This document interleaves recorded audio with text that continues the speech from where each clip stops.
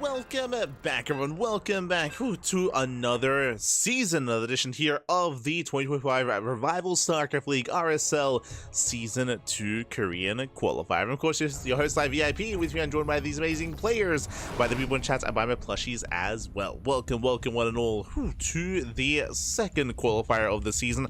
I do apologize, we were scheduled to cast the Americas qualifier this morning, but unfortunately I was unavailable, so I was not able to cast those Americas qualifiers. Technically I think I could have maybe, but I wouldn't have gotten any sleep, as I'll have to get into there. But I do apologize. I'll do my best to get back on top of that horse and back on top of casting. We have missed a couple of casting, a couple of broadcasts. We've missed a couple of broadcasts over the past day, but we'll get into it. As spawning in the top right hand corner of Ley Lines, we have the red Terran player. We have the red Terran himself from South Korea, the Tuna Papi. Este Tuna. SMH my hedge. It is Ryung. And spawning in the bottom right corner, we have the green Protoss player. It is a Triple. And if you're in the chat, you know what time it is. It is Gamba time. Predictions are open. Place your bets on who you think will claim the series. Best of luck in the chat as you jump into game one, as you jump into our fresh best of three, as we jump into a proxy. Here we go. Triple, he moves out across the map. Back at home, he does have his first gateway, but across the map, he's looking to proxy another gateway as well. Bearing in mind that gases are being taken, so we can afford a cyber core to be able to reinforce. There we go. We have a two-gate setup, one at home, one across the map, a cyber core. There we go. Cyber core is going to be thrown down, which means we can make a zealot walk across the map and reinforce with adepts and stalkers. So this is a hyper aggressive start here from Triple. Meanwhile, double gas opener out of Ryung. Ryung playing very tech heavy, very safe. He should be okay, should be able to secure himself. CC will eventually CC will be delayed, of course, in favor of the faster factory, and we'll see where it's going to be placed. SCV scout across the map does get eyes on the additional production, does get eyes on the cyber core, does get eyes on the missing pylon, which is we'll see if he's able to piece things together here. We'll see what he can bring together as he spots Zealot. There we go. Does spot the Zealot, is aware that something's coming across the map. And Bunker. There we go. Bunker immediately is going to be on the way again. No expansion, no Nexus, nothing else here on the way. Something is wrong. And he knows. He's scouting. He's scouting, he's checking, he's looking for the proxy. He does check the right hand side. Unfortunately, checking the wrong location. Over here it is towards the left. Adept is chronoed out as we speak. It's just now been up. And the Reaper won't be able to get too much done. There we go. Spots the Adept. Adept is revealed. Now Ryung knows. He pulls back. CC on the high ground. As Adept and Zealot are waddling in. It's waddling in up the ramp. Ryung, he will zone.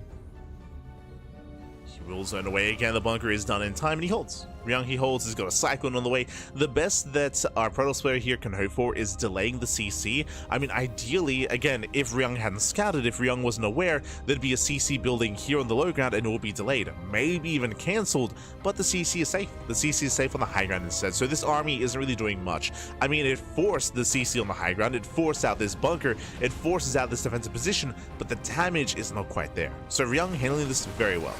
Very nicely, very well. It will zone away, it will get on top of the initial Adept. Ooh, Adept does go down. Reaper comes in from behind, and now we see the expansion. SCV Scout, the SCV was still alive from earlier, was kept around, it goes back in, rescouts, reconfirms that the Nexus is on the way. Now Ryung knows that his opponent is no longer all in, he knows his opponent is not doubling down, and that he's going to be safe to soon push across the map. It's just really good scouting here from Ryung, looking solid. Gets across as well, back at home, there's nothing to defend, Stalker is halfway done. Can we get any probe kills? Ooh, gets one. One probe goes down. Gets one, barely, doesn't get the other. Army is still across the map, still reinforcing. Stalker does zone away.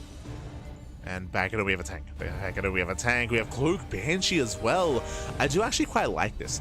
The reason why I'm quite fond of this idea of going into Cloak Banshee is that Triple right now is trying to recover. Right after, I would say, the failed aggression, we have Blink on the way. He's focusing on resaturating. There's a high chance he might even try to rush into a third, or even going to a Forge on +1. But there's a high chance he's going to be cutting corners, which means right now there's no detection. There's a chance that we might delay the Robo even further, and that this Cloak Banshee can pop up. In this kind of game state, Triple can't necessarily afford that we go Robo is now going to be on the way, but the Banshee is already out. Now, I believe there should still be an observer in time because, sure, we're going to have one Banshee, but typically Ryung, he's going to wait. Oh, never mind. I was going to say he's going to wait for a second Banshee before moving out, and he'll hit with Cloak.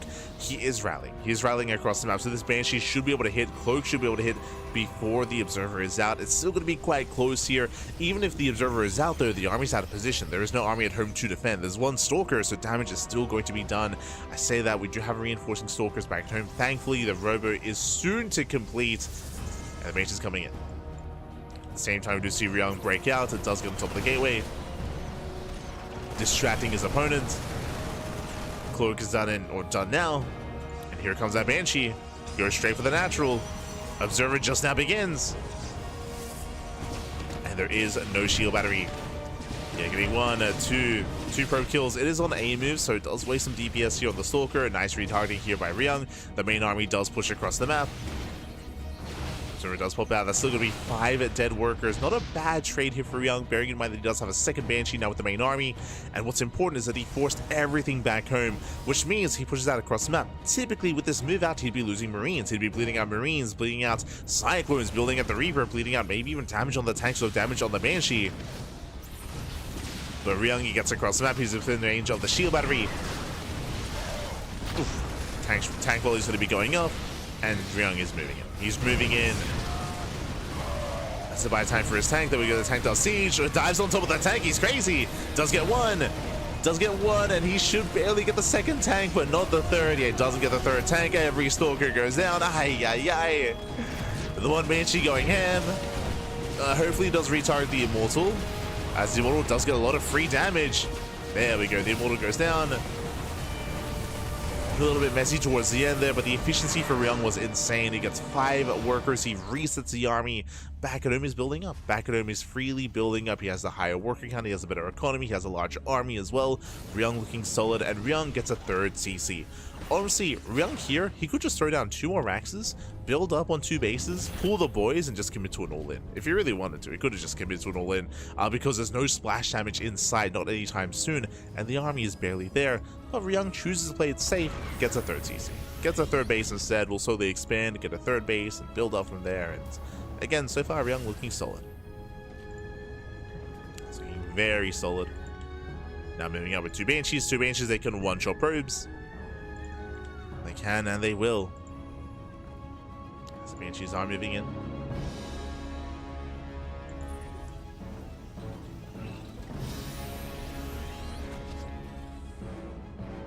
As the Banshees move in, again Ryung, he's just chilling back at home, building up his army. Safety turret just in case there are DTs.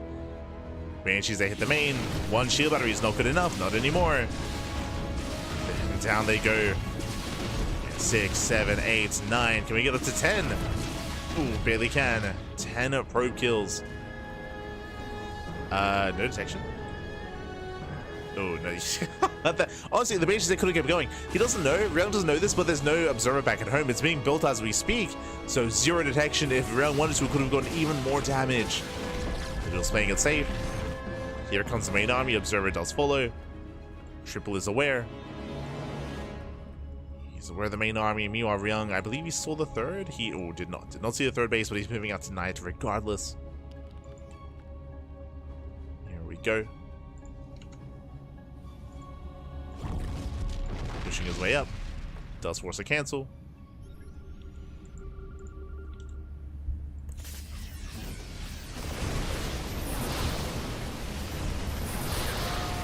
As from here, he stims in. He stims in, takes down the sentries, takes down the zealots. Breaks through the Stalkers.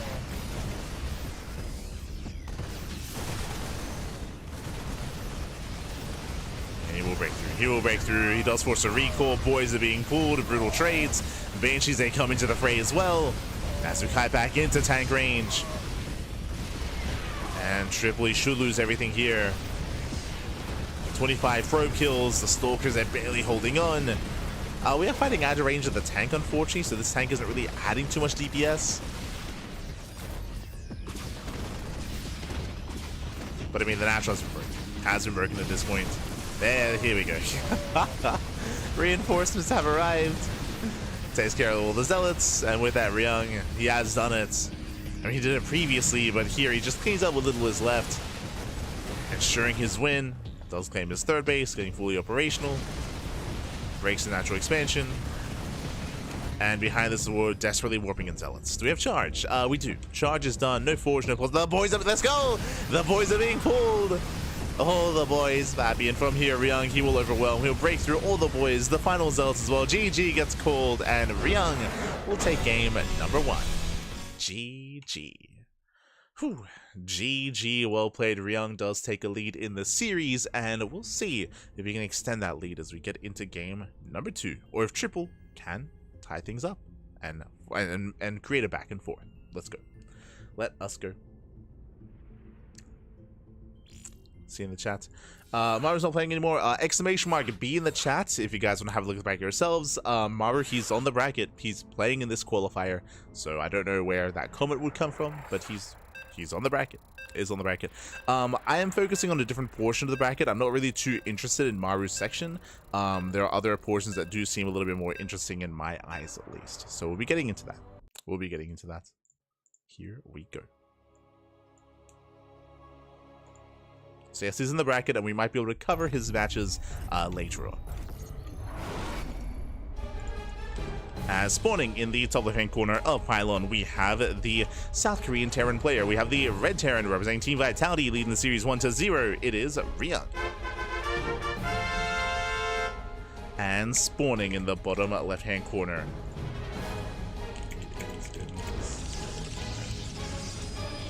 In the bottom right-hand corner, we have the Green Protoss player. We have Dribble. Down in the series, but we'll see if he can bounce back. Here we go as we load into one of the more aggressive maps in the map pool. Welcome on all to Pylon.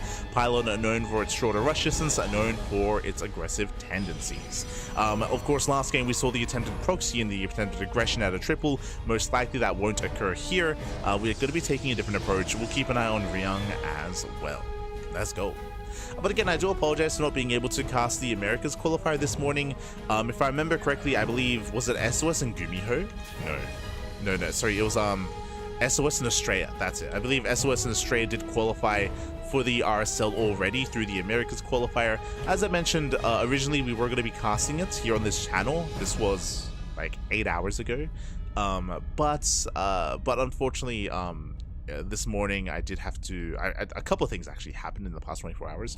One, we were casting the we were adminning the Thermal 2v2 circuit, and that lasted a very, very long time. I think it finished at 6 a.m. my time. Like at around 6 a.m. is when the event did conclude. And we were working on it behind the scenes. We were adminning, making sure everything ran smoothly and keeping an eye on things. So we were working on that last night. Because of that, that's why we did not cast the Little League Cup. There's now a weekly Little League Cup, which we will cast in the future, but specifically because of how long and how intense Thermal's event was going to be, we did decide to just slow things down and not cover Little League Cup last night. But we should be able to cast this event here this evening. But again, we finished working on Thermal Circuit at 6 a.m. this morning, and I had to take my new pet rabbits to the vets at 10 a.m. So the appointment was at 10 a.m. We finished working at 6 a.m. and I got, I think, 2 hours sleep. I was able to sleep 2 hours, and then I woke up, I was like, and then we took our rabbits to the vet, and that was at 10 a.m. And fun fact, at midday, at 12 p.m., midday noon, that's when the Americas RSL qualifier was.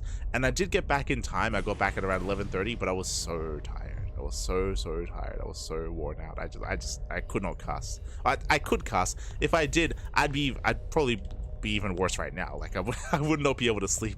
So we got some sleep, we got some rest, and bam, now we're here. So again, just back-to-back like non-stop events basically occurring, and we weren't able to cast the RSL Americas qualifier as a result. So I do apologize. If I can maybe get my hands on the replays, and maybe we'll do a replay cast like next week, but even then our schedule's really busy at the moment. Just because like everything's just happening at once. Specifically, we have the StarCraft Evolution League, we have the Thermal 2v2 circuits, and we have RSL. Like there's so much happening at once right now. We have the announcement of like the SSU Safe House as well. We have the French tournament, the France tournament that's happening around the corner. Like there's just so much happening, and it's quite an intense period in StarCraft. So we'll do our best to cover as much as we can. Neo Reapers, they do get into the main.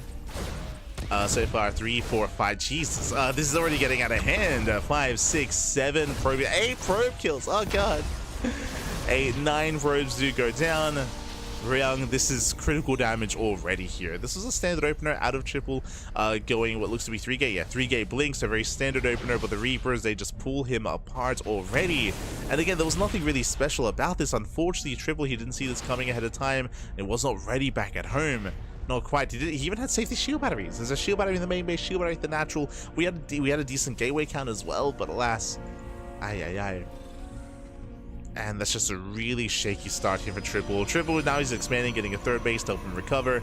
Meanwhile, Ryung isn't done. Remember, that was only Reapers. Now here comes the Mind Drop. The Mind Drop and the follow-up eventual bio push as well.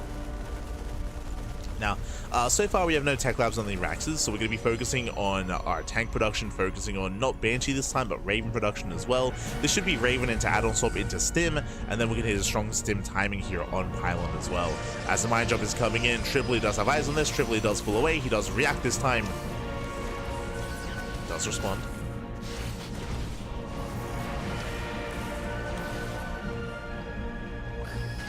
So far, no major damage. That's going to be 2 Widow Mines for 3 probes.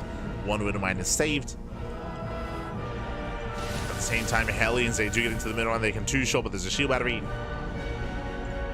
And Ryung, he's forced out. You know, Ryung, we gotta calm down. We gotta calm down.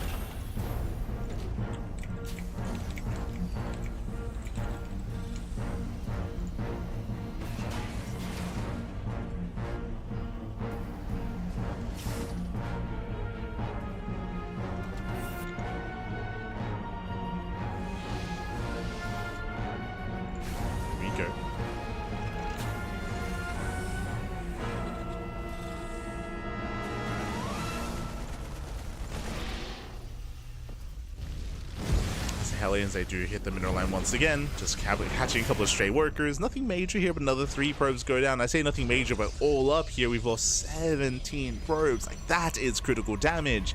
And that's why the follow-up push here from Ryung can hit so hard.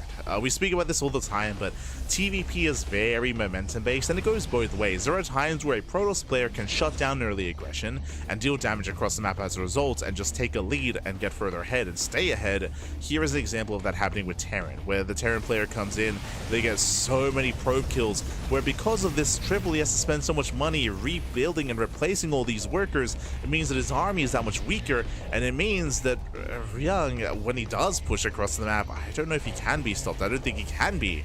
The best option here from our Protoss player is one of 2 things. Either you be a hyper aggressive and go for an all-in, right? You go for an all-in, or you try to cut corners and be very greedy and try to get away with teching up into Storm, for example.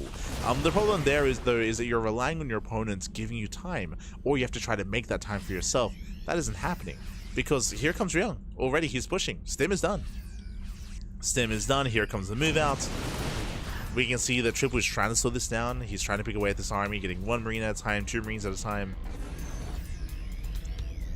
Even able to catch just a stray unit here. I want to say that might have been a medevac. He has force fields, true. Force fields can play a big part in this.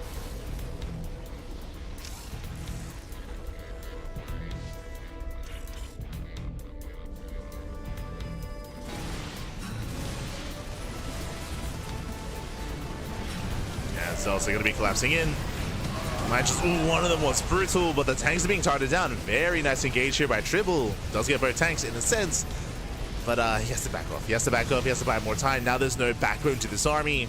And Tribble, he'll hold. Tribble, he is holding on. Cleans up the tanks, cleans up the Widow Mines. Did cost him a decent chunk of his army. Did cost him mainly Zealots, so that's what's important. Mainly trading Zealots for gas-intensive units. Is holding on.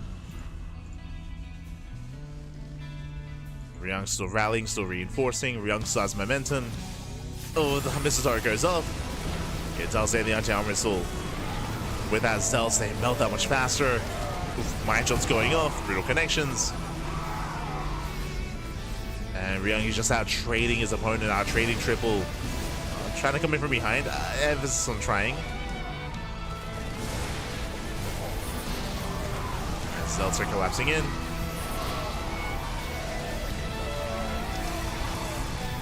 Gonna be focused down, and without any Zealots, this army means nothing. Like, the Zealots, they are what's keeping Triple in this game, are those charge lots. Without them, this army is just so fragile. Jin does tank those mine shots. Once again, surviving. Let's go. Getting his third base fully operational. Now working towards Storm. Storm is not yet being researched, which is a little bit concerning.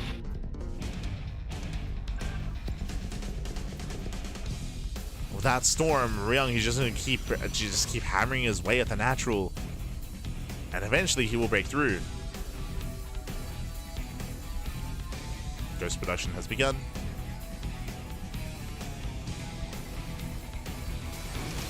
Right, he's like, why don't you just die? I mean, the Zealots, the engagements, they've been pretty decent. The target firing on the tanks earlier. Here zoning Ryung away, does get another expansion. Behind this Ryung, he's soon to be getting a 4 CC. There we go, 4 CC is on the way.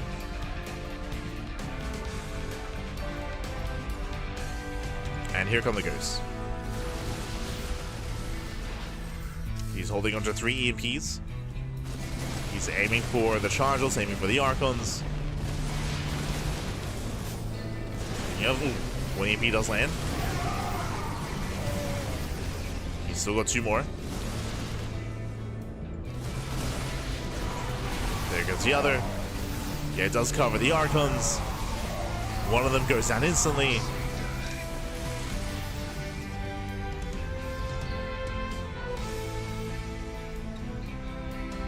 The other likewise barely standing as well. Ryung still rallying. Still rallying across.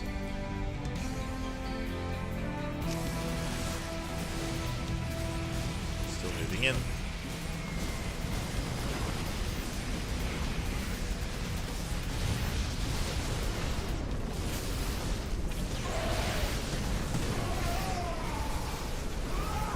Here he's kiting well, does kite well, takes some more Zealots.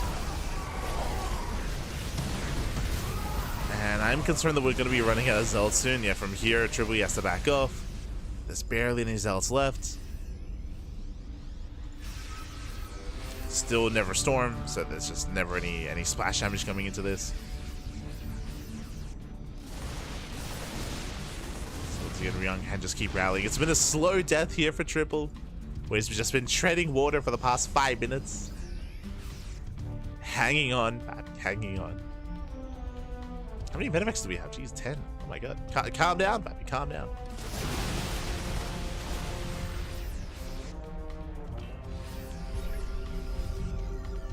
Soon getting into 2-2 upgrades. Cloak on the way, I believe those are for the ghosts. And he's going to be connecting.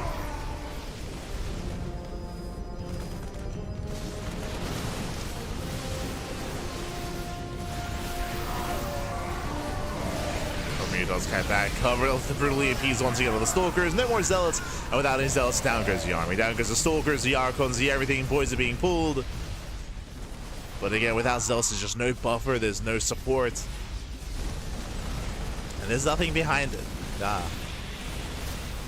And with that Triple, it's finally been broken. It's finally been broken.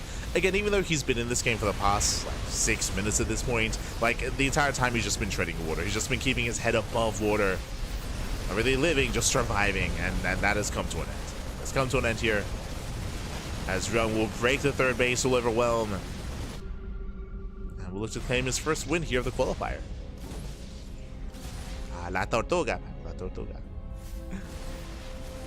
As all the Vitality boys showed up for the RSL. Likewise, Crank is here to cast as well. Stay Crank. Always good to see him. As GG well played, and Ryung will break the natural. GG gets called. Ryung will take the series 2-0, advancing on to the quarterfinals. GG. Whew.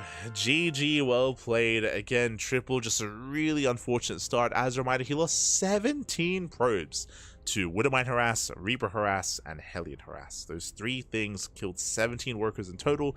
A really strong start there for Ryung, and Triple, he just could not really reestablish himself. He tried to macro out of it, but we spoke about how that was not going to be enough. He had to cut some corners by rushing into any kind of further tech, or by going for an all-in. Just trying to straight up macro from there would not work, especially against like a player of the caliber of Ryung. GG. GG, well played with that. Congratulations. Ryung, he will claim the series, and we are now waiting for his next opponent. Here we go. Exclamation mark be in the chat if you guys want to have a look back yourselves. Let us switch our scenes over and catch up on the brackets. Okay, now I did see some people asking about Maru. You can see him here. Lemon takes out Nice 2-0. Lemon is up against Maru in the quarterfinals. They're currently facing off in the Terran versus Protoss matchup. Best of luck to the 2 players. So going down, we have Nightmare. Nightmare is up against Ragnar. They're facing off in a best of 3. Again, Nightmare, he actually showed up for, it was last night's Wardy TV qualifier for the Summer Championship, if I remember correctly. So I didn't actually get to see the results of those matches, but I'm very curious. Hold on. Wardy TV Summer 2025. Championship qualifier number 4, I think. Let me quickly have a look here. Oh, Nightmare not looking bad. Nightmare, he 2-0'd Harstem and he 2-1 Gumiho. Okay. Eston, Nightmare qualified, right? Yeah, okay.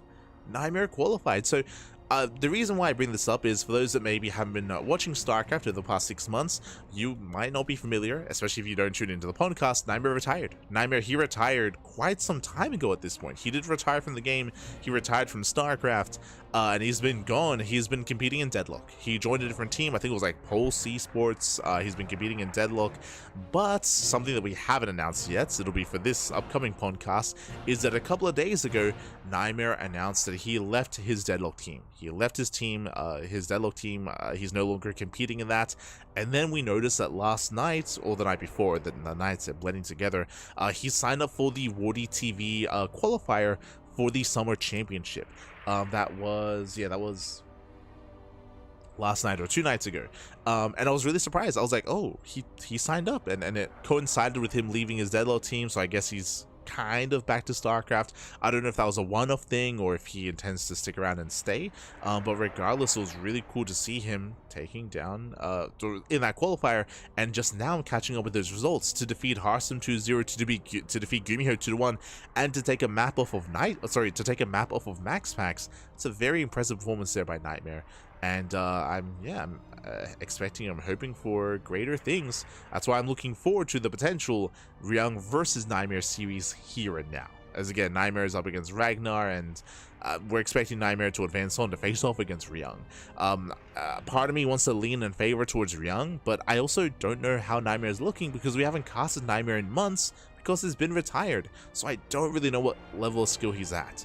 I say that, hey, if he can take down Gumiho, he can take down Ryung, 100%. So those scores from the previous nights of Wardy TV qualifier does kind of give us an idea as to how Nightmare is looking. Speaking of, Nightmare just showed up. He just showed up, so it looks like vetoes are going to be underway, and we will soon be getting into Ryung and Nightmare. Let's go. Scrolling down, I spent so much time on that portion of the back. Scrolling down, we have Zoun. Zoun takes down Incap. Percival takes down Rex. That was a walkover, I should say. And Zoun is up against Percival in the quarterfinals. They're facing off in the TVP. That's going to be another close one. Percival has also been getting better and better results as of late.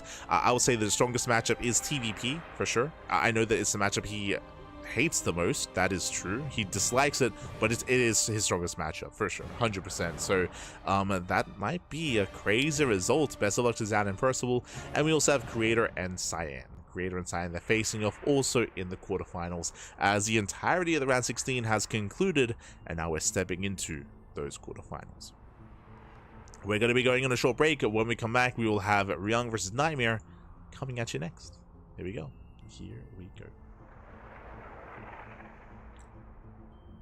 Chat, was Nightmare retired? Did he unretire? I just spent the past 10 minutes talking about that. Yes, we just had a big discussion about that. But yes, we're going to be going on a break, and we'll be back soon with the next series with Ryung and Nightmare. See you soon.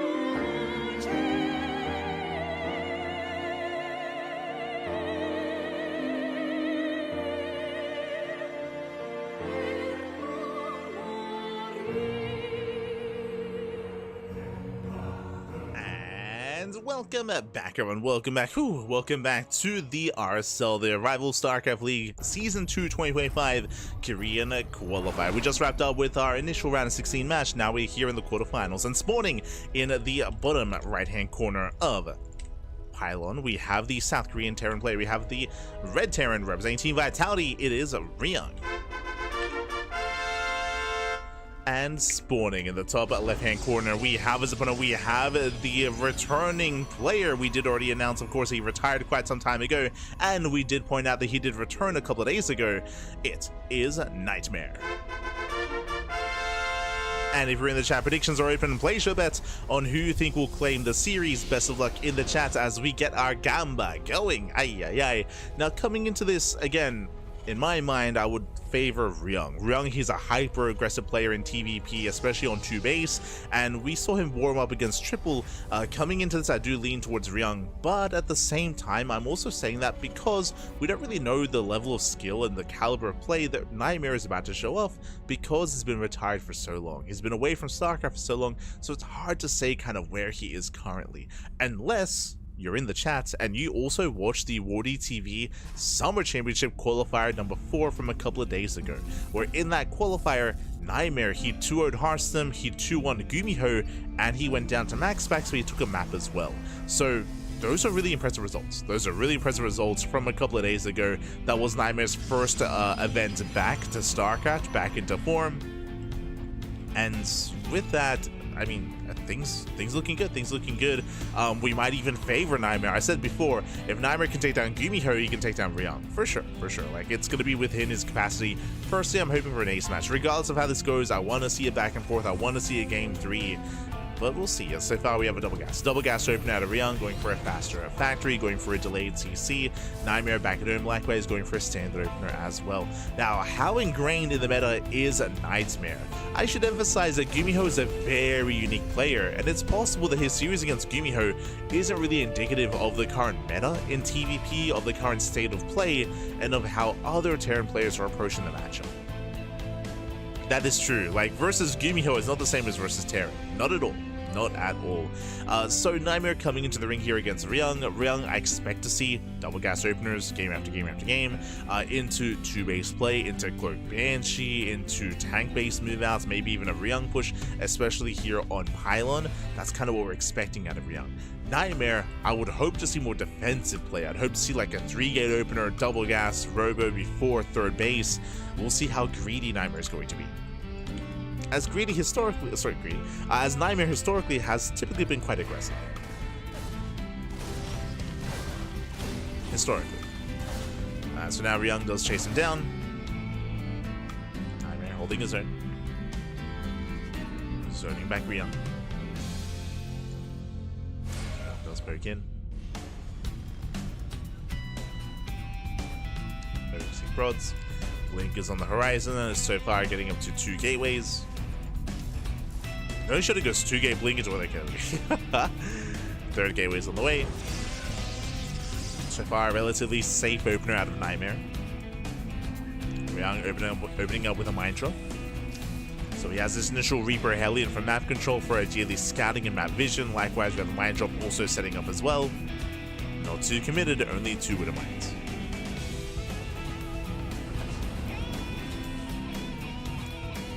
So here we go. Does head towards the main.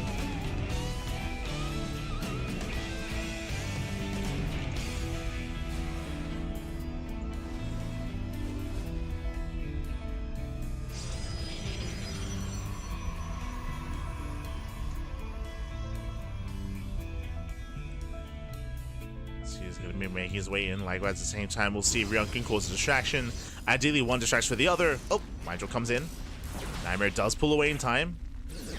Does pull away. Ooh, we'll lose 1 Stalker, 2 probes. Reaper Hellion into natural, but the last Nightmare is in position. So far, so good. Nightmare holds. Nightmare, he's holding on, but ooh, 1 Widowmine will be saved. Does barely go in, does barely save it. Behind this, Ryung, he does switch into Banshee and tank production, not into Stim. So this could be a Stimless move out, where you build up to 2 Banshees, build up to 2-3 tanks, then push out with Mass Bio. You can opt to pull the boys with this. We'll see how committed exactly Ryung is going to be with this kind of setup, whether he pushes or whether he harasses.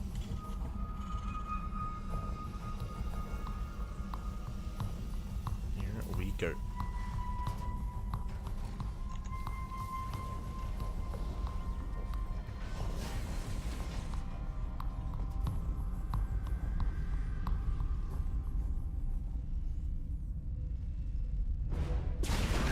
Here comes a move out. We did assume we were going to pull the boys. We do pull a couple of boys, only a couple to repair. And again, this is going to be a quote-unquote Beyond-esque move out. What I mean by that, no Stim, right? There's no Stim, there's no upgrades for the bio. We're pushing out with a hefty amount of tanks and Banshees.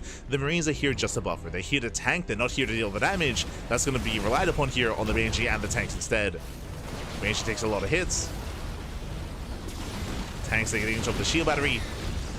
But we're sieged up a little bit too far behind. Yeah, Ryung, he's slowly pushing forward. Nightmare is buying time, forcing the early siege. Banshees are getting low. Now getting within range here of the gateway. Oh! Ooh. Yeah, the Immortal does move a little bit too far forward. The boys are here to repair. The Banshees are going to be focused down. It does have on the tank. He gets one. The other two are on siege. Yeah, they're on siege, but despite that, all the Stalkers, they get punished. Yeah, Stalkers are punished. Tanks, they re-siege. Immortal went down. And he's breaking through. Ryung has to be careful. He's fighting out of range of the tanks. Yeah, Ryung here overextends. He's going to calm down. Takes out the pylon. Depowers the robo. Charge is on the way. Charge is almost there. Medevac does barely escape. And charge might be enough. Let's go. The feedbacks. Let's go. Yeah, slick moves there out of Nightmare. Going for the feedbacks. Despite that, the boys are still here to repair. They top up the Banshees. Banshees, they back up, they drag the army within range. Tanks, they just get so much damage. And a third tank has arrived, and Ryung, he is breaking through. He's breaking through at this point. Behind this, getting a third CC. If he really wanted to, he could have just pulled the boys. He could just pull the boys and just commit to a 2-base all-in. He has been quite committed on 2 bases regardless, and he will break the natural. Yeah, the Nexus is going to fall. One Banshee may be targeted down. The boys are here. But Marines, they start up quite nicely. They take down all the workers, they take down the Stalkers, the Archon, the everything. GG gets called, and Ryung takes game number 1. GG. GG, well played again. Ryung doing Ryung things. We typically expect 2-base aggression out of Ryung, and he did commit to it here, going into early tank, early Banshee production, moving out pre-Stim.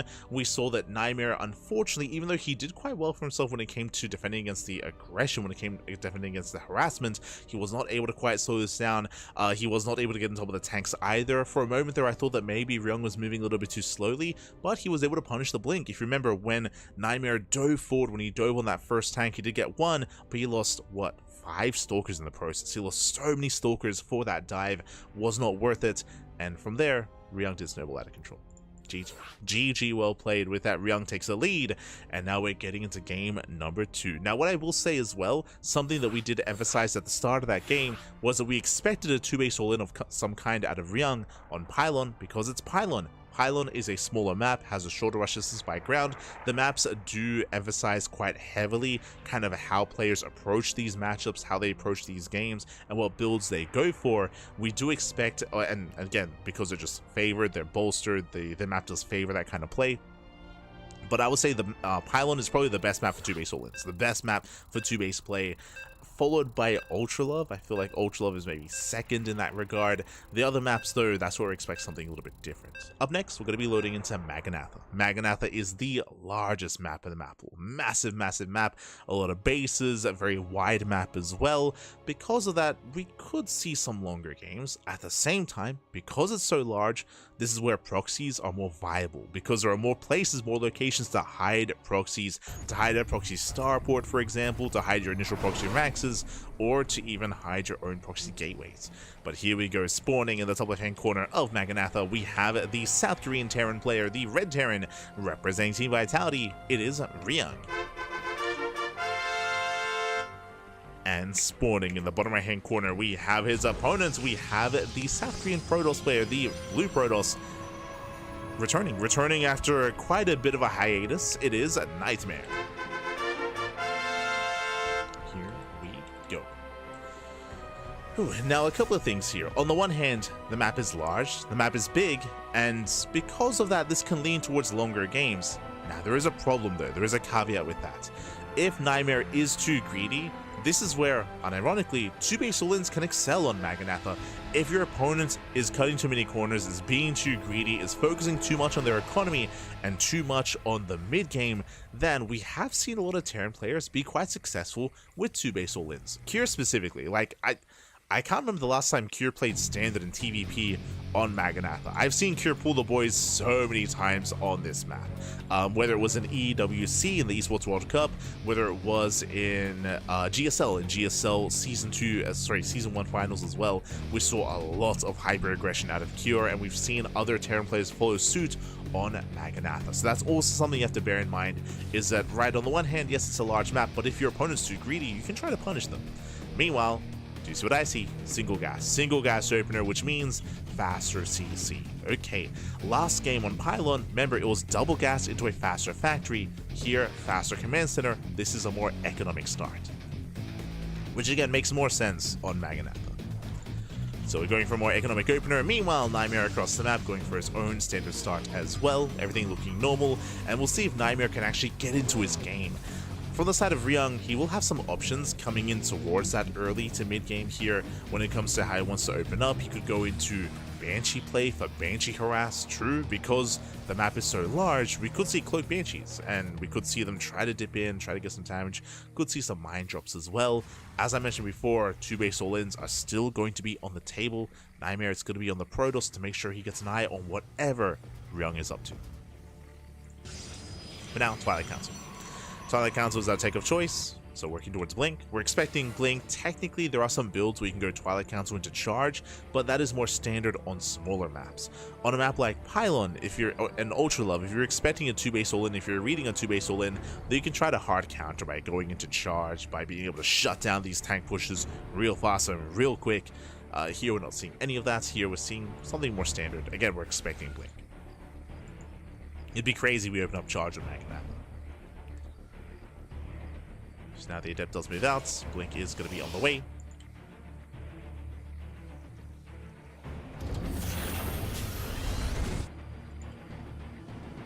And Ryung is going to be opening up with a Mine Drop. Okay. So the initial Hellion to Scouts. Wooden Mines are going to be in production. No safety bunker here out of Ryung. Very greedy. Very greedy play here from the Terran player. Especially when you go for a faster CC, it is a lot more standard to get that bunker. So mining is going to be denied. Wooden Mine, sorry, the Hellion does go straight to the main. Just walks in. Let's go. Doesn't get much done. Nice control there by Nightmare. Very nice control. Shuts down the Hellion. We do see 3-gate Blink Robo on 2 bases, so very safe play by Nightmare. I would say that on taking 2 gases as well. I would say that on Maganatha, you can afford to be greedier. You can afford to try to rush into a faster third, but we can see that Nightmare is playing very safe. It's a very safe play. Staying on 2 bases.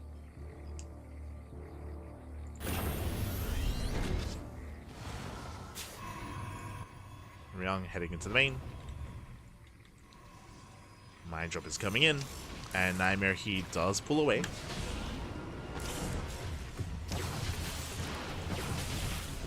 Thankfully, he does pull away in time. Cleans up the Widow Mines, doesn't lose anything, so very nice defense. One Widow Mine is saved. Same time, Adepts, they do shade into the main. Oh, that should not have happened. 3 SCV kills. Nightmare, he's holding his own. Behind this, we do have a 2-on-1 setup. And this time, only 1 Banshee. Only a singular Banshee. We're not getting a second Banshee, and we're not getting into Cloak. Instead, faster add-on swap into Stim. So this is a very different follow-up here compared to game number 1. Here, we're actually prioritizing Stim of all things, going into a more biocentric setup. And from here, we could even go into a 3rd CC. Now we get the safety bunker here on the low ground. Banshee's moving out to harass. And Ryung is building up.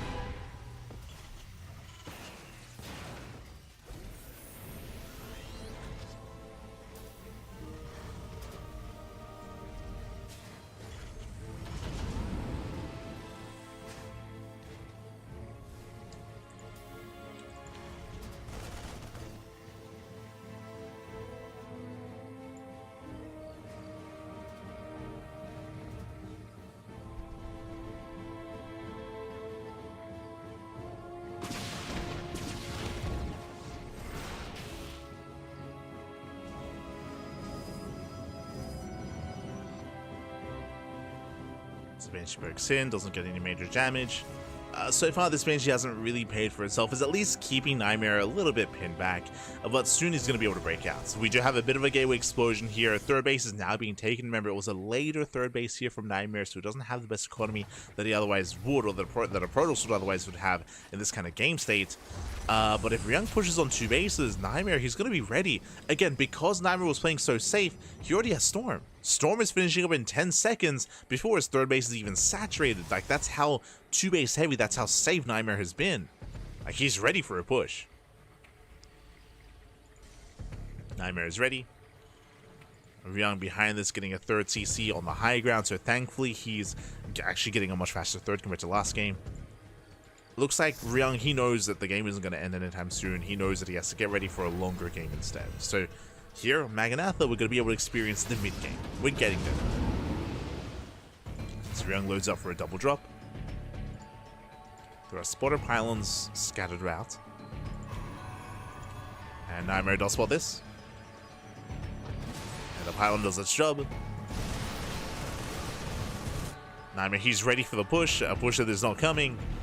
And this is where do we now favor Ryung? On the one hand, as we were saying, like Nightmare, he is so ready for a 2-base all-in or 2-base pressure and aggression to come his way, but it's not coming. Like, Ryung is taking it slow, drop play, poking in, poking out, expanding, getting a third base. Like, Ryung, he's accepting that the game is going longer, and that's going to punish Nightmare for having a late third. Having a later third base. Nice splits. Yeah, very nice spread here. Calm down. Very nice spread here by Ryung. The Storms, they barely do any damage. And from here, he does unburrow back up. And again, there's no pressure, right? There's nothing threatening Ryung to commit up the ramp, but he's going to load up for a Doom drop. Banshee is dealt with. Minimize and tanks back up. So Ryung only dropping with his bio, with Marines and Marauders. Nightmare is out of position. He does move out into the center of the map. And meanwhile, ooh, there's a High Templar. Yeah, there's a Templar. There's a Storm. Ryung, he backs up. Sees the army. He knows he wants none of it. Ryung rotating. Nightmare expanding bottom left. Ryung is going to get caught out here. Yeah, he's getting caught out. He should not be here, losing 1 tank. 1 tank goes down. Let's get the hell out of here. Does force a cancel. Has to race back home.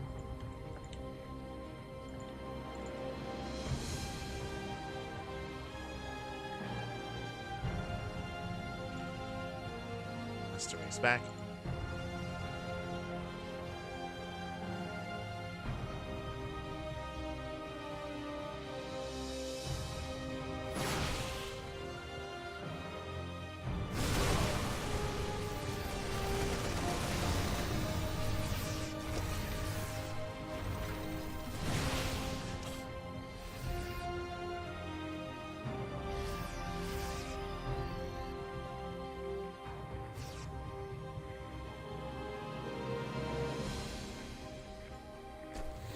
Both armies still quite close in supply, but that's still a lot of Storms. Ryung just trying to buy time for some Ghosts. Speaking of 2 Ghosts to join the main army. Okay, got a couple of EMPs. We see both armies, or both players have sort of their armies. They're both trying to keep up with each other. Depending on those Storms, depending on the EMPs, I mean, these fights can go either way. I do lean a little bit more towards Nightmare. But again, it comes down to the Storms. As Nightmare, he brings everything together. But he's pushing into 7 Ghosts.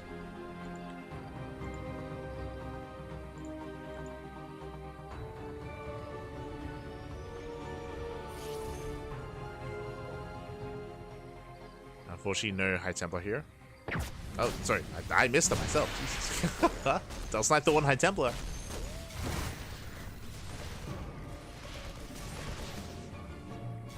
There are how many? There are 9 left. Bay is on the way for Colossus. Colossus can actually they can excel in this position just because there are no Vikings, right? There's no Vikings set up here. There's no second starport for extra Viking production. Ryung, he's not ready for Colossus. So there's two Vikings. Two Vikings. There is, yeah, just one starport. Oof. Storms are coming in. Ryung getting caught out. Yeah, massive storm. Oh, good. Getting completely caught out. Ay, ay, ay. Ryung, he'll lose everything. All the ghosts go down. The main army as well. You were caught down in the open. The pants were down. The pants were down. Ryung coming in from behind, but the damage has been done. It gets a prism, gets an Archon. Ryung, he can punish these stalkers. True. He's really getting punished though, losing another tank.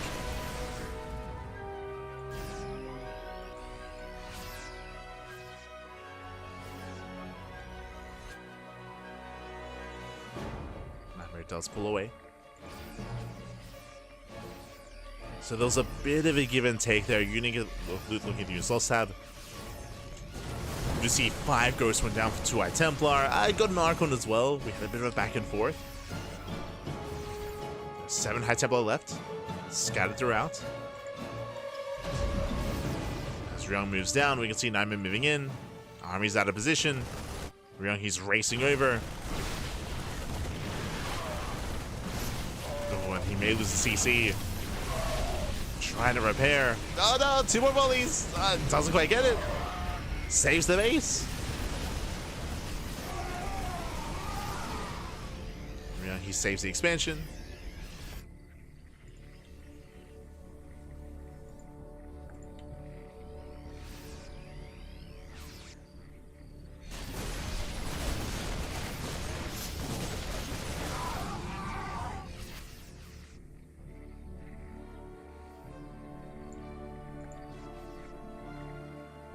He does actually wedge himself in between the armies. Uh-oh. Ryung, he does miss this. Yeah, it does miss the movement. Zealot's coming in a bit of a weirder angle. Yeah, High Templar, they're not able to engage. So many Zealots just being thrown away for free. Yeah, so many Zealots go down. Planetary stands strong. That was a bit of a loss there for Nightmare, throwing away a lot of charge lots. Only minerals, really, but yeah, not the best engagement, not the best fight.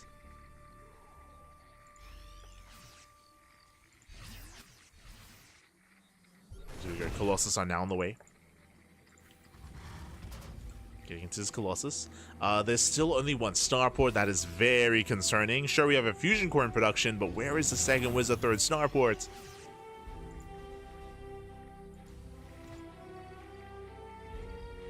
This is going to be a power spike, a big power spike for Nightmare. Once he builds up those Colossus. Unless Ryung's able to scan. See them ahead of time.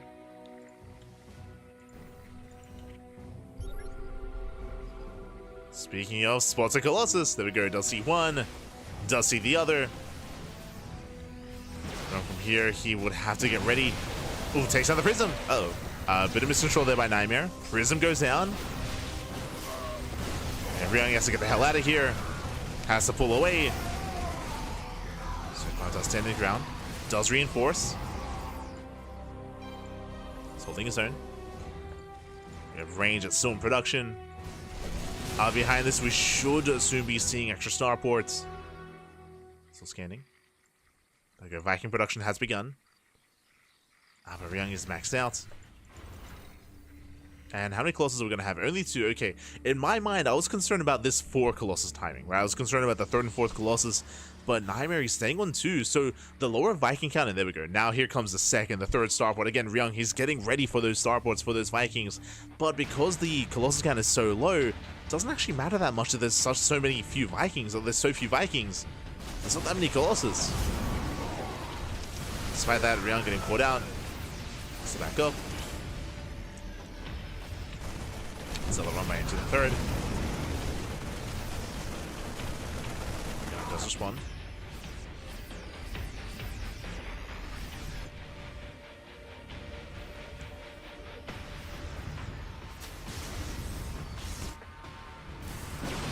The 2-Eye Templar with the main army. In the Prism.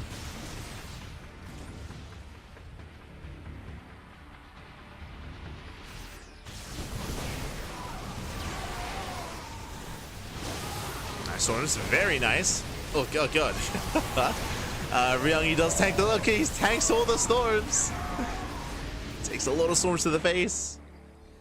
Nightmare trades well. At the same time, another Zealot run by, getting more SCV kills. Takes bottom left and top right.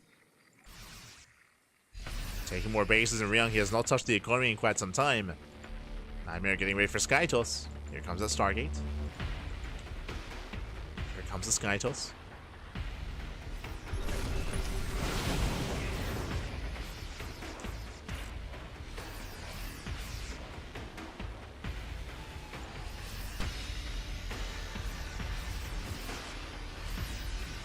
Hashem, Hashem. So your Vikings are amassing. We have soon-to-be Liberators hitting the field. Ryung is still trying to hit his final form. Oh, nice, very nice EMPs without the Prism. Prism comes in, storms they pop up. But I believe those are the only High Templar. Okay, Colossus, they're going to be chased down. No Templar left, no storms remaining. Again, the rest of the Templar are back at home. Zealots are going down. Ryung, he takes the fight. Does take the fight. Here we go. We have a Templar here in the center. The Templar count is quite high, but they're just all scattered throughout the bases. You can see there are 2 Templar here towards the 4th base. There's a Templar outside of the 5th. Templar here towards the 6th and 7th base. Like, again, Templar, they're all spread out throughout all the bases. They're not with the main army. On the one hand, it's good. It's good to have them spread just because you have them more available and they're not prone to being EMP'd. That's true.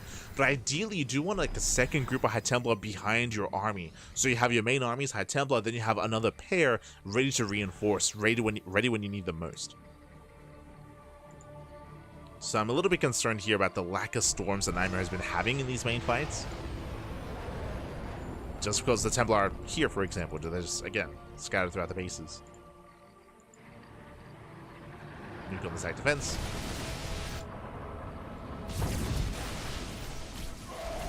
Storms coming in. And the storms, they will connect. Oh god, he stands in all the storms. And with that, Nightmare, he will take down the expansion. Planetary goes down. Do you have reinforcements coming in? That's a lot of Vikings. Yeah, he gets both Colossus, takes down the Prism as well. But what about the ground army? Yeah, no Liberators. There lives. Ground army is lacking. And Nightmare, he's breaking through. He's breaking through. Again, they're observers. There's a section. More goes falling. Expensive losses here for Ryung. He's trying to hold on. Trying. He scans. He wants an observer. Oh no. Oh god. Storms are landing. There we go. Here come the Templar. But now they move in. And Nightmare may have just done it. GG gets called. Nightmare, he breaks the main army, and Nightmare, he ties up the series. We are going to the ace match. Whew. GG. We're going to game number 3 again. Who needs multiple High Templar when your opponent just stands in the storms? True, true. Some really rough engagements there for Ryung. We saw multiple times it take all the storms to the face. Some really, really inefficient fights as a result. Likewise, he did have the fusion core. He did have advanced ballistics. That is Liberator range, but he never really got into his Liberators. He had Vikings ready for the Colossus, but again, typically that's why you want to invest into your fusion core, into your Liberator range, into Liberator production, to be able to have some kind of ground support or some support for your ground army. That wasn't quite there yet for Ryung, and with that, GG. GG, well played. We saw that Nightmare did overwhelm, and now we're getting into the ace match, and I'm curious to see what map we load into this time. Game 1 was on Pylon, which favors 2-base play, which Ryung excelled at. Game 2 was on Maganatha, which favors longer games, and Nightmare was able to max out and able to embrace that late game army composition. Here, coming into Game 3, we're going to be loading into Ley Lines. Ley Lines, I would say, is one of the more standard maps in the map pool. It's a little bit more down the middle. It's not as aggressive, not as intense as Ultra Love or Pylon or Torches, for example. It's not as Mac-oriented as Tokamak or as Maganatha. So again, it's a little bit more in the middle here, and we'll see how, as a result, what do we go for? Could go for anything. let's go. Let's go. There are certain aspects of this map that come into play once we cut the map in half in the late game, in the ultra late game. That's only if we get there. I don't know if we will. As spawning in the top right hand corner of Ley Lines, we have the South Korean Terran player. We have the Red Terran representing Team Vitality. It is Ryung. and spawning in the bottom left hand corner. We have Zoun, we have the South Korean Protoss player, we have the Blue Protoss representing himself, currently teamless. It is a Nightmare. Turning player himself, and here we go. The rest of the bracket has been progressing. Exclamation mark. Be in the chat to have a look at the bracket yourselves, as it looks like we already have our qualifying matches. Oh my god. And we'll get into it after this. We'll get into it after this series, because there's a lot to discuss. Again, vindication, or at least validation, what we said earlier. But we'll get there, we'll get there. For now, though, we are going to be settling in. We do have our initial openers. Nightmare is scouting for proxies here at the 3rd location, moving out towards the 4th bases as well. Meanwhile, Ryung opening up back at home, going for something standard, not moving out with a proxy. But Ryung, once again, 2 games in a row, going for a faster CC, going for something more economic. So, economic opener here at Ryung. Meanwhile, again, Nightmare just being as vigilant as possible. Oh, going Zealot first. Okay, this has potential. The Zealot is rallied across the map, and we'll see if we let it finish. As this can punish something like this, something like a CC on location on the low grounds. Nah, it cancelled. Okay, it does cancel. Doesn't go for it. Cancels the Zealot. Again, that was just in case there was a committed proxy. As you can see, Nightmare checked all the nearby 3rd base locations. And 4th bases as well.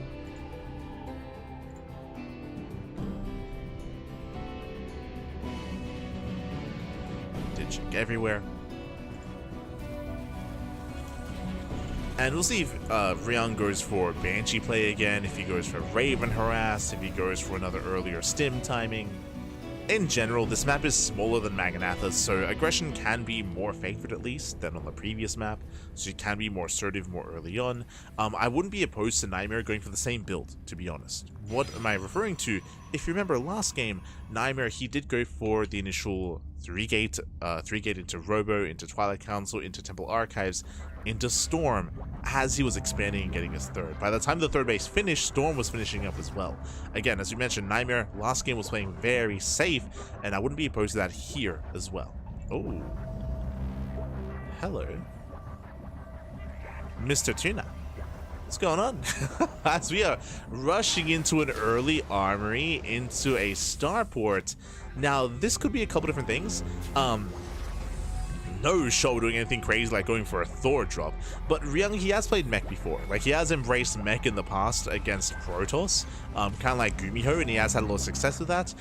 So we'll see if he goes into Drilling Claws, right? That's what my mind goes to first, and there it is. Drilling Claws is on the way. So we're not being too crazy here. We're not going full Quanta and going for like a quad Thor drop, which would be amazing. By the way, it's been a while since I've seen the quad Thor drop with the 1/1 time with double armory. But here it is just going to be rushing into Drilling Claws. So we're rushing in. Again, Drilling Claws will allow the Widowmines to burrow faster, and of course to be invisible after they burrow, requiring detection. Unfortunately for Ryung, Robo. Robo's on the way.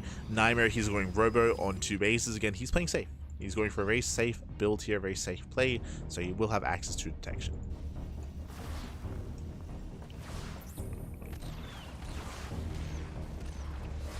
Banshee does move in. Banshee? Sorry, Adept moves in. Doesn't get any damage. Nice control there by Ryung. Does pull away. Checking the vision here, Nightmare, he has not gotten into the main base. No sentry. No hallucination. This is a little bit greedy here from Nightmare. It is quite greedy. Refusing to make that sentry.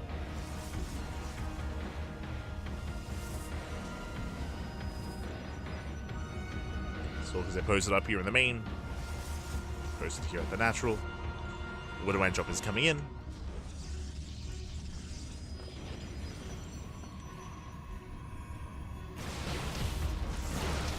Ooh.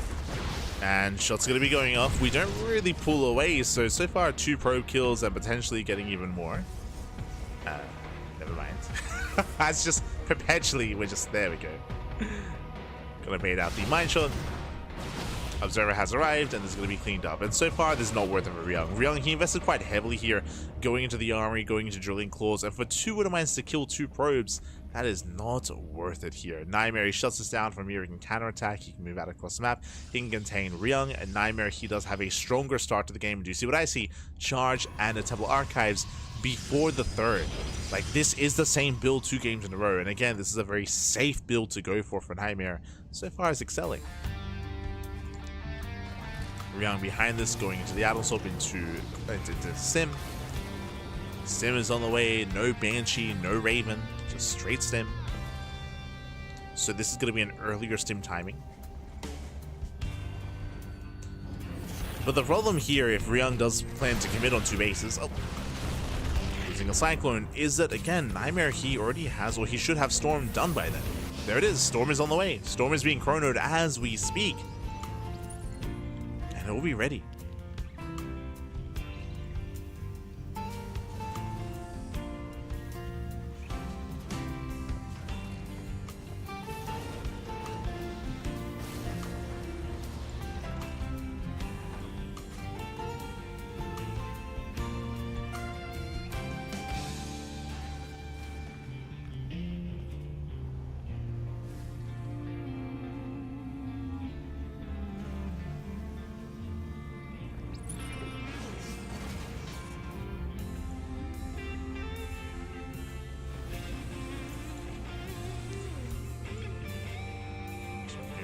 Does pull back.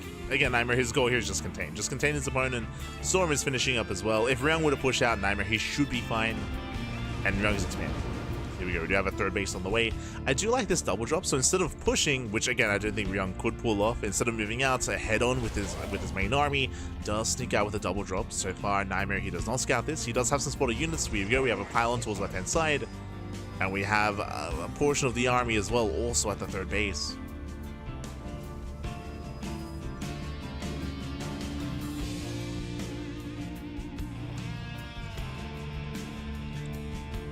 As Ryung is spotted. Oh, good.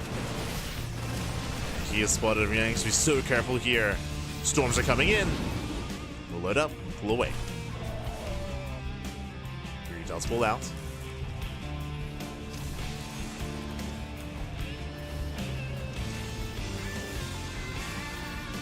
Alright, shots going up. I mean, he rotates. Remember, he's got 3 high tempo on that prism. Holding on to a couple of storms. I don't think he has to push in, by the way. But the tank's on siege. Yeah, tank's on siege. Oh, Nightmare, he has to back up. Again, Nightmare, he does not have to fight here. We don't have to engage. Nightmare pulls away, spots the load up. He responds. The scan reveals that there should be an observer seeing him. Ryung does unload. Ready for the fight.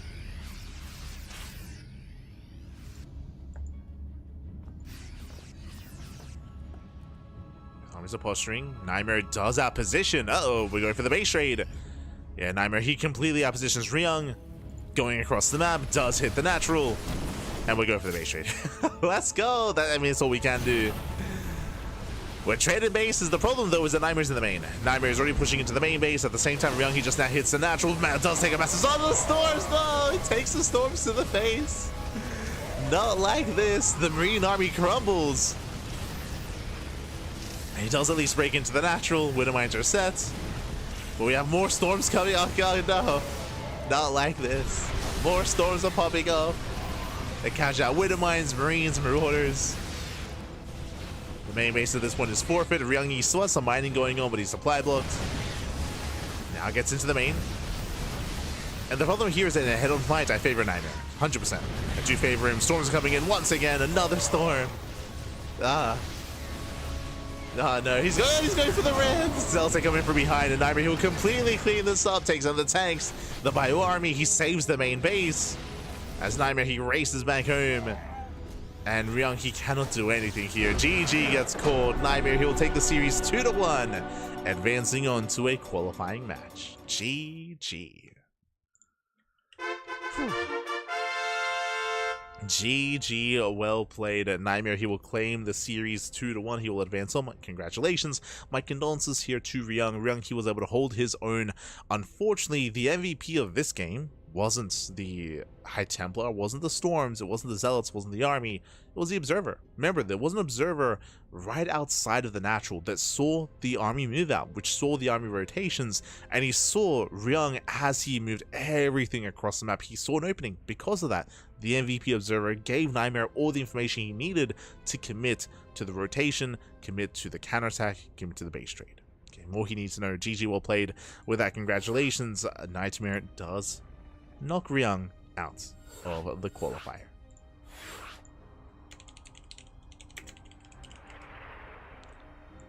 Does knock him out.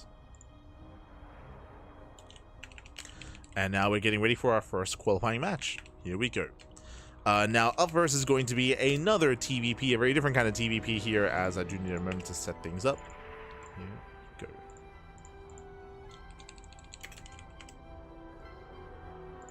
Beautiful. As these qualifying matches are going to be best of 5. So we have 2 best of 5s ready here. When it comes to the upper match, let's actually switch our teams over. Let's catch up on the bracket. Let's figure out where we are and where we are headed. Okay. From the top, we have Nightmare. Nightmare takes down Ryung 2-1 to advance on to face off against Maru. Maru here to take down Lemon 2-1 as well. Shout out to Lemon for taking a map against Maru, for making it look a little bit more shaky in the matchup. There was a bit of a back and forth there. We have Maru versus Nightmare facing off in the upper qualifying match. But we will head on over to the lower bracket, and this is a series that we were mentioning earlier here. Percival took down Zoun 2-0. We did mention how Percival, his strongest matchup, his best matchup is Terran versus Protoss. Yes, Percival, he's been very vocal that he doesn't like the matchup. That's true. Doesn't matter. He's the best at it. Like, I say the best at it. It is his best matchup for sure, 100%. It is where he can cause upsets, and hey, he brought down Zoun.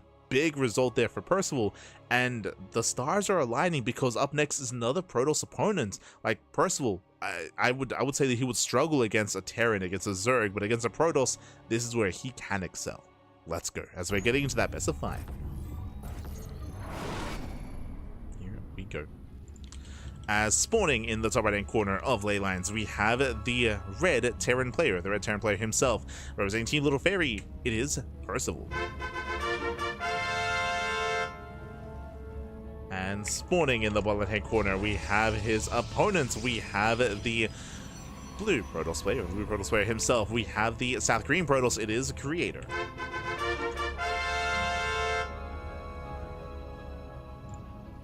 We go.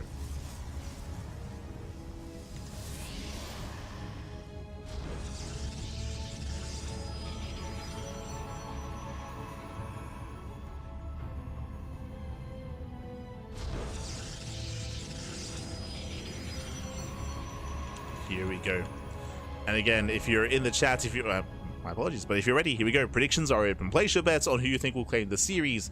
Well, place your bets as we are getting into our first qualifying match of the broadcast. Let's go. Let us go.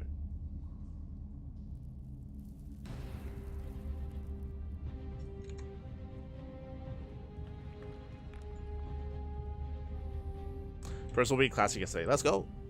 Yeah. I did notice that as well. I believe it was also in the qualifiers. One game of series. But again, that's like not too surprising. Like, we've seen Percival take down players like Hero, take down Max. Like Percival, as I mentioned before, like this is his matchup against other Zerg players and Terran players of a similar skill. I would favor them over Percival, but specifically against Protoss, like that is where Percival can thrive, right? That is where he can thrive. That is where he can pop off. So honestly, like, he has a really good chance here, a really strong chance to actually make it through and qualify for the main event. Now, I should emphasize here that despite these results, I still favor players like Classic, like Hero, like Creator, like Zoun over Percival. I don't want to kind of like skew that perception. They're still favored over him, but like specifically in these kind of matchups here, like this is where Percival can punch up, right? This is where he can excel more than the other matchups. So here we go. When it comes to his style, for those that maybe haven't seen him, he's very 2-base oriented, very 2-base oriented, very 2-base aggression, 2-base all-ins.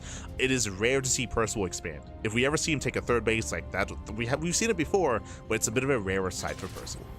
He's typically very 2-base heavy, and we'll see how safe Creator plays. Now, Fun fact, if Percival, for example, played against Nightmare, I think I would favor Nightmare.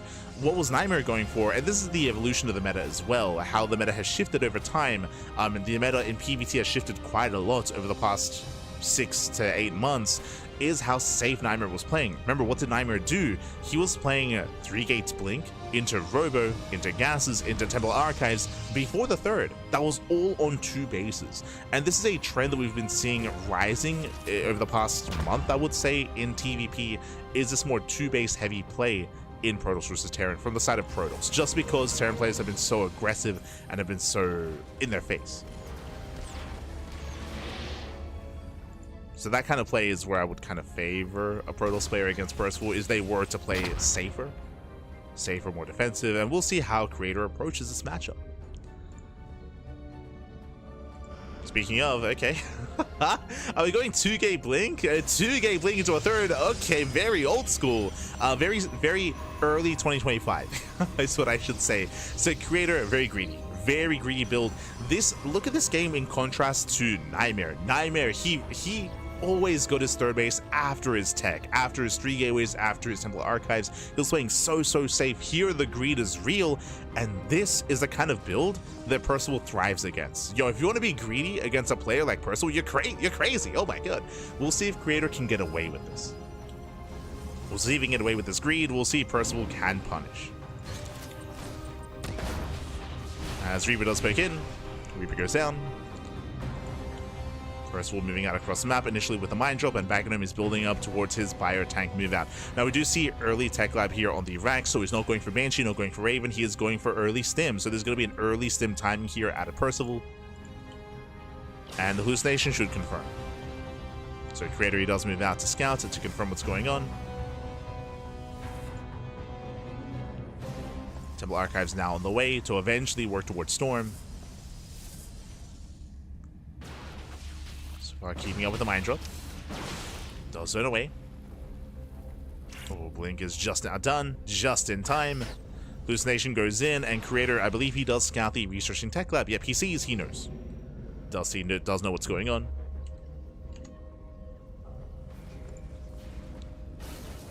Predictions didn't go through. Oh, if predictions didn't go through, we can fix that. Assuming they didn't. No, yeah, they went through. Yeah. Did go through. As Percival, he's dropping into the main. Oh, does drop in. And from here, no major damage yet. We can see Creator, he's just outside the main base to get an eye on any kind of move out. And here comes Percival. Again, this is going to hit with Stim by the time it gets across the map. Percival, he's pushing. Very important here that Creator, he sees this. He does scout this ahead of time. He does see the move out. And Creator is getting ready. Storm is going to be done in time. Just barely. Charge only just now starting. And the boys are here. The boys are being pulled. A 2-base all-in out of Percival. As he mentioned, this is what Percival is known for. He's known for these 2-base all-ins. Oh my god, that was so close. That tank. Oh no! Okay, Storm is done. There's a first Storm. There's a second. Second Storm does land. How many Storms left? There's 3 Templar. And there's soon to be 2 more Storms. Yeah, these Storms are done in time. And you can see he's just buying so much time here. The tanks are slowly pushing forward. The tanks, they're keeping the army safe. But they need to move in. There's the first Stim. Stim's over, trying to race over. Ooh, no, the Storms. Okay, one does land, the other does not. Tanks are sieging, getting on top of the Templar. But there's no buffer. Yeah, there's no more SCVs. He lost too many Marines. Every tank goes down, and the Creator, he should barely clean this up. He will. He will shut this down. Whew. Takes down the medevac. And Creator, he holds, and he's miles ahead. He got away with the third base. He got away with that Storm timing as well. Again, they finished up just in time. As you mentioned, Percival, he bled out too many Marines in the lead up. Lost too much of his bio. And Creator will shut this down. And remember, behind this Percival, he has no economy. He has no economy. GG gets called. And Creator, he takes game number 1. Whew. GG, well played again. The MVP Storms in a sense, and also the positioning of Creator as well. Remember, Creator, he was able to scout the stim timing, he was able to get into the main base with the hallucination, and he was able to keep an eye on the move out to get ready and be proactive and be proactive with his Storm, with his High Templar. Again, not like he was waiting back at home, waiting his third base. He was storming in the middle of the map. Again, he was trying to shut Percival down early on, buy as much time as possible for his own reinforcements, for his own warp-ins, for his own defensive setup. GG.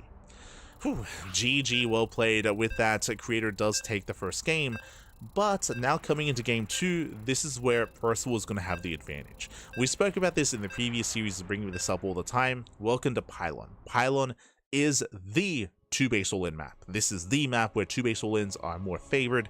This map does benefit that play. The reason for this is because the rush distance by ground is shorter, the bases are much more open, much more accessible as well, so the map here is going to be assisting a 2-base all-in as opposed to deterring it, as would other maps. So this is where the defensive prowess of the Protoss is going to be put to the test, as we're now getting into game number 2 and spawning in the bottom, on the top left-hand corner of Pylon, we have the South Korean Terran player. We have the Red Terran. It is Percival. Down in the series, we'll see if he can bounce back, as spawning in the bottom right-hand corner, we have his opponent. We have the blue Protoss player, the South Korean Protoss, leading the series 1-0. It is Creator. Whew. Here we go, and again, I was concerned that he wasn't going to be ready in time, but no, Storm was ready just in time for the move out. He also saw it coming ahead of time. He was able to engage it that much faster, but it's going to be more difficult to pull that off here. I would say that it would be ill-advised if Creator went for the same build.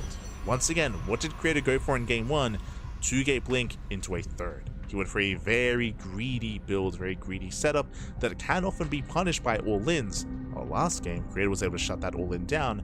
Here, I would say that we should be seeing 3-gate. We should be seeing 3-gate blink into a robo, into a third, or maybe even just be the aggressor and go 4-gate blink stalker. We'll see. We'll see how Creator does open. We have seen a lot of Protoss players just open charge, just go into a charge base opener, stay on 2 bases, and go into charge, into Archon, into Storm. True, we have seen a rise in popularity of that as well, but we'll see. As for now, double gas opener, faster factory, out of Percival. When it comes to 2-base all-ins, there are different ways you can approach this. You can go for the sim timing like we saw previously, which Creator did scout. Otherwise, you can keep the tech lab on the starport and go for early tank and banshee production, and move out with like 3 tanks and 2 banshees with a mass of vanilla marines. That hits faster. True, hits faster, hits harder, it hits pre-storm. So you can punish something like a greedy build as well, that much more. But I can't imagine Creator's going to go for that again. No shot. Show us what you got.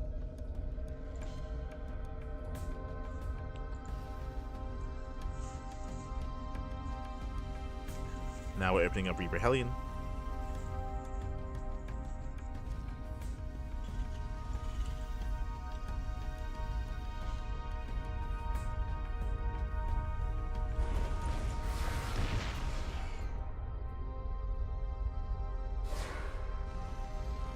We are going to be expanding. Twilight counts are behind this. Getting into blink.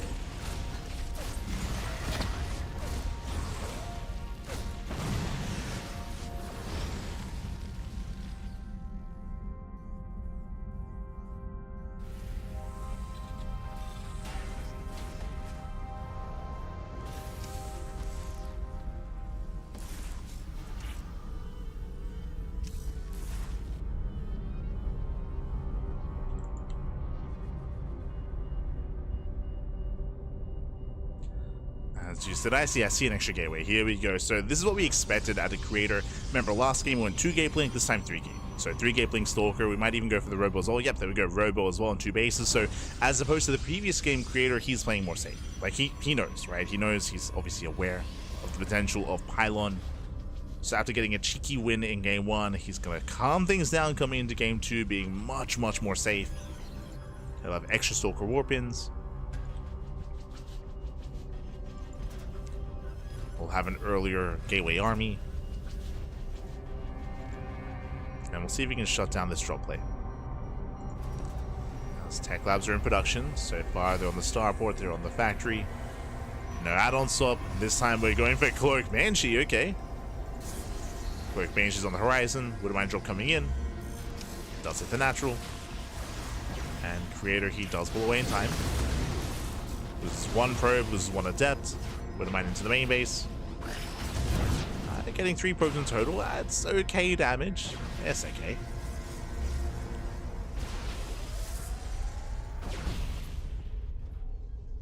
Ideally was hoping for a little bit more there. Hellion also was thrown away as well. But so far, Creator, he's not scattered the main base. And as we mentioned, this time we're going for a bit of a beyond push. We're going for a stimulus of Vanilla Marine move out instead. With Vanilla Marines, with Banshees, with tanks. My assumption was that everything was going to come together, but my apologies. It looks like we might move out with the Banshees independently first to harass across the map as we build up the army.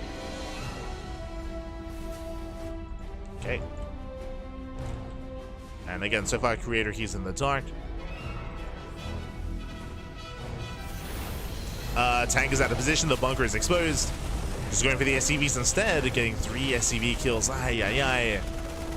Yeah, Creator, he punishes so hard. Getting 4 SCVs and a Marine. Again, the tank was in the main base, not at the natural, so Percival caught out of position. And now he rotates into the main. The tank moves down to the low ground. Oh god. As Percival moves one way, Creator comes in from the other. We just go back and forth. Tank is going to be targeted. Banshee's forced to be revealed. And a disastrous start here for Percival. Ay, ay, ay.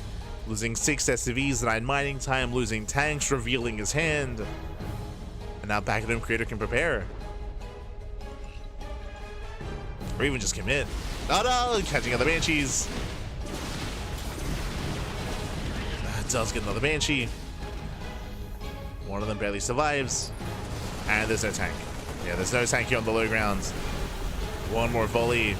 Oh, it's close, but the repairs are just enough. Whew. Oh no, the Banshee. The Banshee went down as well.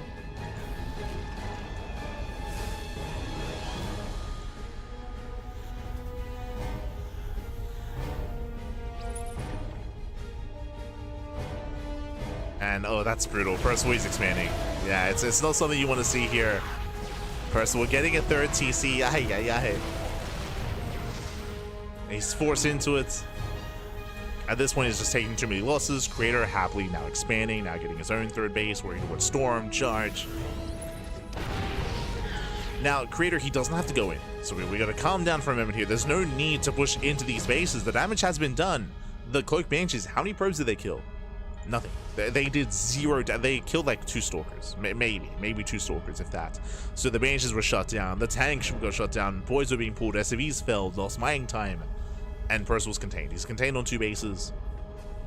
That's all the Creator has to do. Just contain Percival. Keep him pinned on 2 bases for as long as possible. And get a 4th expansion. Start taking up into a bay if need be. Extra gateways. Double forge. Double upgrades. Don't want to be too greedy, but you know, we can get away with some of that. And the pressure's on Percival. He does go for the drop. He gets spotted. Uh-oh. The drop does unload. Okay.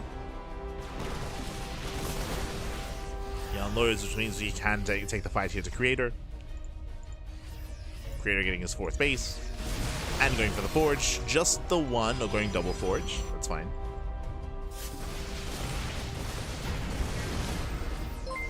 Losing out some of these Stalkers, not bad. Percival just catching us some free units. And we'll see if he can find his way over towards a 4th base. As he cannot take a head-on fight, that's just not going to work out at all.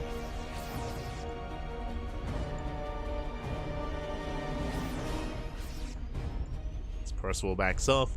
The Observer does see the army coming back home. So Creator, he does see the Metamax. They came back. CC's now on the way. Creator, he spots the army. Storms are coming in. The storms will connect. Lands one, the other less so. Yeah, but storms are connecting. And we're breaking through. We're getting on top of the tanks. And tanks are going to go down. Another brutal storm. I believe that was the final storm. Now just going for the warp in. Tank does fall. And Creator's done it. Creator, he's done it. He has broken the back of Percival. I mean, he did so previously when he was able to do all that damage when he was on 2 bases.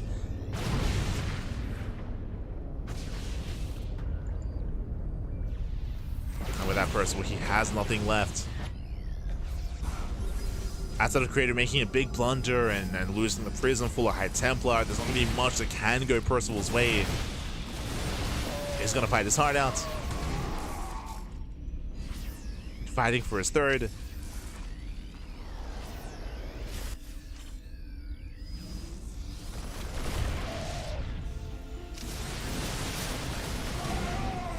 There are 4 Widow Mines here. True. It's a decent amount of mines. Storms are still available. Oh. Yeah, speaking of, first storm does land.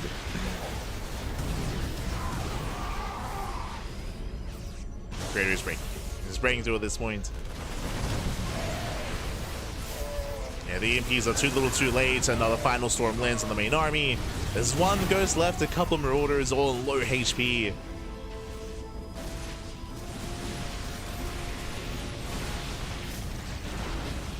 And GG gets called. GG gets called. Creator, he overwhelms Percival, and Creator, he will take a 2-0 lead. GG. Whew, GG, well played. A solid setup here from Creator, solid performance so far. Again, changing gears coming into game 2, which I really do appreciate. Going for a much more defensive start. I say defensive start. He went for initial 3 gates into Blink, into his own Robo, into his own Prism. He was a little bit more assertive with that army, and unfortunately Percival was completely out of position. If you remember, his tank was in the main. His first tank was in the main base, not at the natural, and Creator, once he saw that, he abused that. He abused that, just pulling Percival left and right, back and forth, catching a tank, catching SCVs, and more importantly, the entire purpose of the initial build of Percival was to move out with his main Biotank army and with 2 Cloak Banshees. And if you remember, he lost both Cloak Banshees for like 2 Stalkers. Like, there was no economic damage dealt. The overall build of Percival was completely shut down. GG. Now we're getting into game number 3. We're getting into game 3, and we're going to be loading into Tokamak. And this is where I'm concerned for Percival, because if you know anything about Tokamak, you'll know that this is the defensive map. This is the macro map. This is the map where it's most difficult to be aggressive on. Oh boy, let's go. As we're getting into game 3 and spawning in the on the top right hand corner here of Tokamak, we have the South Korean Terran player, the Red Terran, representing Team Little Fairy, down in the series, down heavily. He has to fight back here and now to make a series out of this. It is Percival.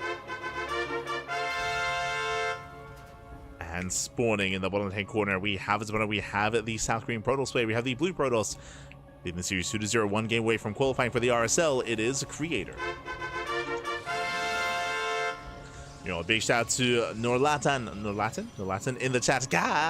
Thank you so much for subscribing for the first time with a tier 1 sub. Thank you so much. I know that it happened in the middle of last game, but I was just a little bit engrossed in the game. I try not to take away too much of things that are happening, so I do apologize for the late shout out, but regardless, thank you so much for the support. Hope you enjoy the content, the casting, the StarCraft.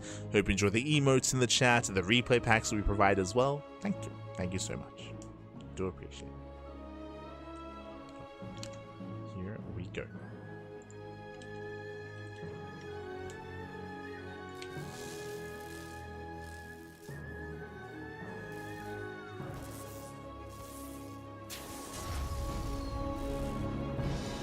Here we go.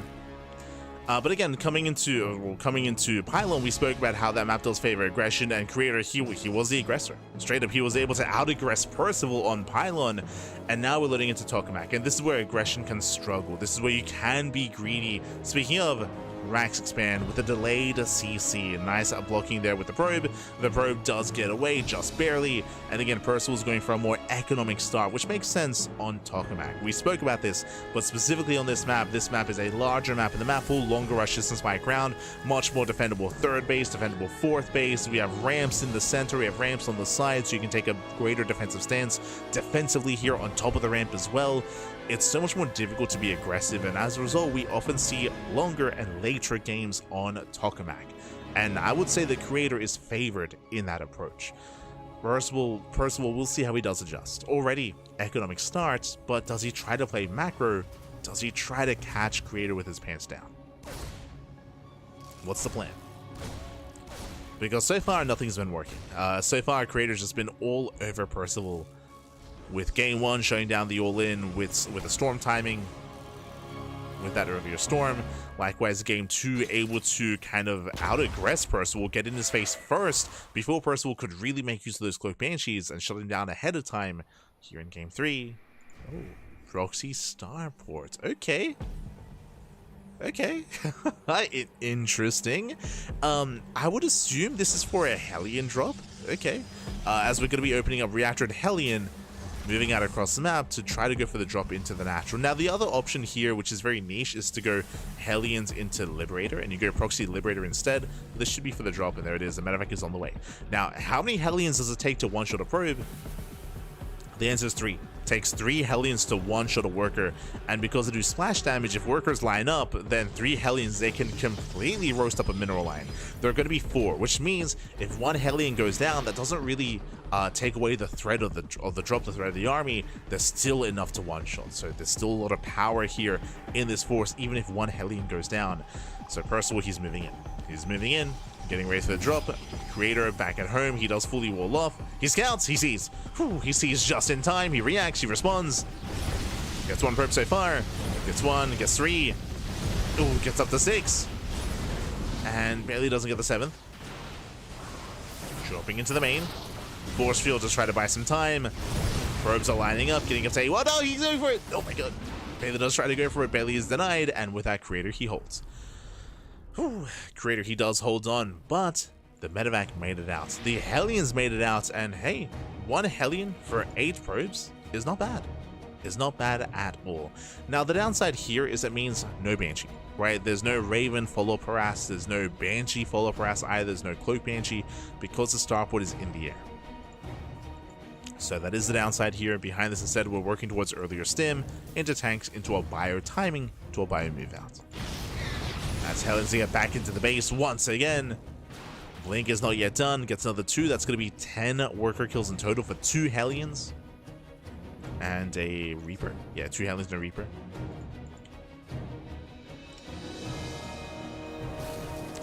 So I want to say that this is maybe the best start that Percival has had so far in this entire series. This could have been better, of course. We could have gotten even more damage and done crippling damage and just ended the game with the Hellion drop if Creator hadn't scattered it when he did. True, could have been even more damage, but regardless, it's respectable. As we're going back in, and 2 Hellions taking 2 shots. Ooh. Getting 1 more worker before pulling away. And we'll see if Percival throws down extra axes. We'll see if he pulls the boys with this. We'll see if he does decide to pull the boys. Storm has now begun. Ooh. Of course, for me, I'm assuming that Percival, he wants to hit with Stim. He wants to hit with his upgrades and wants to try to break Creator early on. That's my assumption here. But Storm is almost halfway done. Percival, he's on a timer. There we go. 2 more axes. That's going to be a 5 rack setup in total. If he doesn't get any add-ons, then he can commit.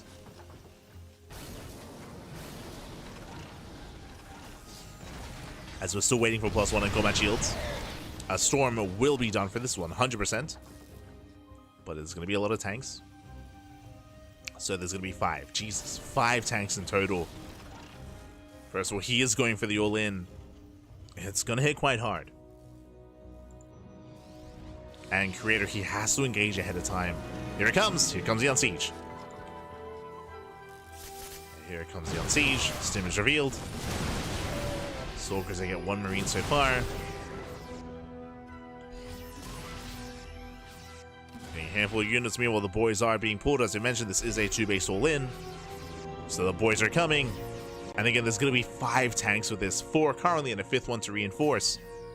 It's a lot of tanks. And again, Creator, he has to engage. Does force a Stim.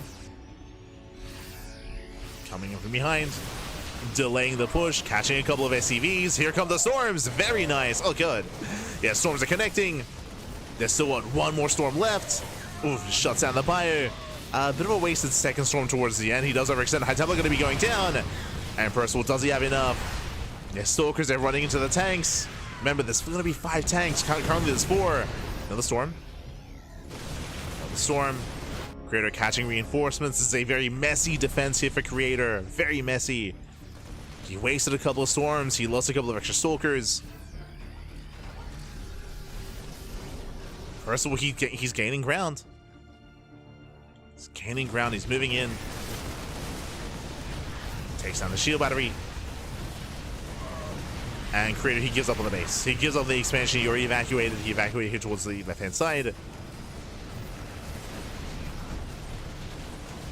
First of all, he has momentum. He's the Liberator as well. And he might just have enough. Yeah, the tanks are sieging. Tanks are sieging up. Creator, he just cannot engage. It's just not going to happen. Storm grazes the army. He does pick up the Liberator. Another Storm doesn't really connect too much. Yeah, he's going to go for it. Yeah, he has to go for it. Zel's stuck behind the army as well. Tanks are getting on top of the production. And it's going to be all or nothing for Creator. He blinks in. Gets one. Gets one. Gets 2 tanks. Oh, God. Barely gets 2 tanks. Does cost him an Archon. Remember, behind this first one, he has no economy. He's all in. Can he clean this up? Can he land a storm? Templar is not targeted. Storms on the tanks. It does. There we go. Storms everything, actually. The tanks and the bio. And Percival, he only has 1 tank left. The Marines, yeah, they're too low. The Marines are too low, and Creator, he has done it. Does focus on the Marauders.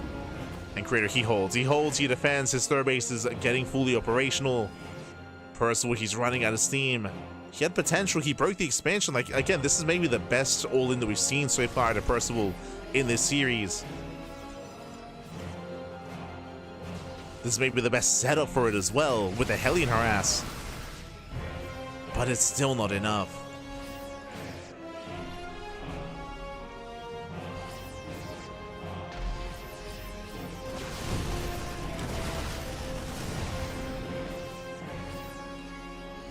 Still not enough here. As long as this goes on, the better it is for Creator. Sure, there's 1 tank behind us, but now we have plenty of charge lots. Plenty to tank. We got 2 storms. 2 White Templar. Ah, God. First storm does land. And the second grazes the army. Does force a stim, which is still dealing damage. And he's going for the dive. He's going for the dive. Oof. Takes down a medevac.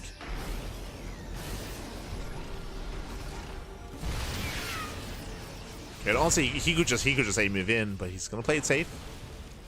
Gonna back up. Get some Marauder. There's a gateway behind the army as well, so we can attempt to surround. Goes to the rotation, does get spotted. Oh, God. And Creator, it's go time. It is go time. Thanks for setting up. Very nice target firing on 2 White Templar. Gets 2 Templar. There are less storms, but it's not about the storms. Not anymore. As we still have 1 more storm landing anyway. For good measure. GG gets called, and Creator, he will take the series 3-0. He will qualify for the Revival StarCraft League, the RSL Season 2 main event. GG. GG, well played. And again, Percival, shout out to Percival because he did so well for himself making it this far. Hey, he took down Zoun, he took down Classic previously as well. Like Zoun, he's been getting some strong results, that is true. But here Creator, he was able to shut him down. And I do appreciate how Creator did adjust every game. He adjusted every game. Game 1, we saw some green. He was able to shut down the stim all in as well with a very strong storm timing. Game 2, we saw Creator be the aggressor on Pylon. Remember, he was the aggressor. He was able to hit Percival before Percival could really bring his own build online. So Creator, he was able to be the aggressor instead. And here in Game 3, this was maybe the best game that we saw out of Percival, where he was able to deal nice damage early on with the Hellion drop. He was able to gain a lead, able to take a bit across the map. But we spoke about it. It was so important that Creator was able to engage ahead of time, and the map was also working against Percival. We spoke earlier about how Tokamak, this is the map where all-ins, they are the weakest. They're a little bit weaker on this map just because of the rush distance by ground, because of all the points of elevation, all the ramps where you do have the advantage as a defender to get some free damage, to poke in, to get some hits here and there, to delay the move outs. And it was delayed. Eventually the push did hit the third and broke it down, but because it took so long, we had so many more warp ins, and Creator even had the time to get a fourth base and evacuate the third. So even though the base went down, he still had that economy, still had it up and running. It was still very close, still very clutch. Like, again, as we saw the tanks pushing to the natural, I was like, yo, is Percival gonna do it? Is he finally gonna break through? Barely not. Barely not. GG. So a very intense game there in the end. Congratulations to Creator as he does qualify. Does make it through into the main event. And now we have one series remaining here tonight. It is going to be a best of 5 between Maru and Nightmare. Oh boy. And again, Maru, he has been looking a little bit shaky as of late. I say as of late, basically the entire year. There's reasonings for that. We were, of course, discussing that quite heavily months ago. But Maru, of course, he did take a lot of time off at the start of the year just because he didn't know if he was going to be competing, just because he was getting ready for the military service. Then it was announced that officially he has concluded his military service, so he doesn't have to worry about that anymore. But because of that, for the first 3 months, he just wasn't playing StarCraft. He just was not playing just because of the uncertainty of whether he would go to the military or not. Afterwards, of course, he got back into the swing of things, but for the most part, I would say that Maru, he has been still trying to find himself in a lot of these matchups. I've not, when it comes to TVP and TVZ, he's been a little bit one note from what we've seen in GSL, in EWC, DreamHack Dallas as well. True. In all these big events that Maru's been playing in this year, like, he has been a little bit more one note, has been more predictable. At the same time, though, I still favor him coming into this series, just because, I mean, I said it before, Nightmare has been retired. He's been out of the game for a couple of months here, so even then, sure, he took down Ryung, but he had to fight for it. He had to work hard to bring down Ryung. Coming up against Maru here, it's not going to be easy. What I will say is that Maru, he's known for one thing in this matchup: 2-base all-ins. He's known for just non-stop 2-base all-ins in TVP. This is what I kind of mentioned before, how he's become a little bit one-note, and that's what I'm leaning towards here, is that we're going to be expecting 2-base all-ins on Maru. Nightmare has been playing very safe, very defensive. We saw that against Ryung, but I'm sure Maru was also watching those matches, so I'm hoping that Maru does adjust coming into this and does go for a different approach. We'll see. Also, I don't know if Nightmare has been paying attention to Maru. I don't know if he knows about Maru's style as of late. So let's go. We're here to find out. As spawning in the top left-hand corner of Pylon, we have the South Korean Terran player. We have the blue Terran representing Team Vitality. It is Maru. And spawning in the bottom right-hand corner, we have his opponent. We have the red Protoss player, the red Protoss player himself. No longer retired? Question mark? Maybe. Is this return going to be permanent, or is this a temporary thing? Hard to say. Regardless, is here. He's made it all the way to the qualifying match. It is a Nightmare. And if you're in the chat, predictions are now open. Place your bets on who you think will claim the series. Will it go the way of Maru? Will it go the way of Nightmare? Again, I feel like a lot of this depends on whether or not Nightmare has been watching much StarCraft, whether or not he's aware of Maru's tendencies. As I mentioned before, Maru, he's, I would say, currently in 2025, has become a very predictable player. We did take note of that in EWC. We saw that at GSL. We saw that DreamHack Dallas as well. So we'll see if Maru does change things up here or not. I mean, first things first, we're on Pylon, so we're expecting aggression, but it could go from either, it could come from either player. We spoke about that in the Creator series, how Creator on Pylon was able to hit Percival before Percival could actually get into his own 2-base all-in. Remember, Percival, he was waiting for his tank production, waiting for his Cloak Banshees, and now he was waiting for that to come online. We saw that Creator shut him down. We'll see if Nightmare is also going to be proactive. I'm worried that he won't be. But again, keep an eye on our players. So now, economic opener out of Maru does claim his natural.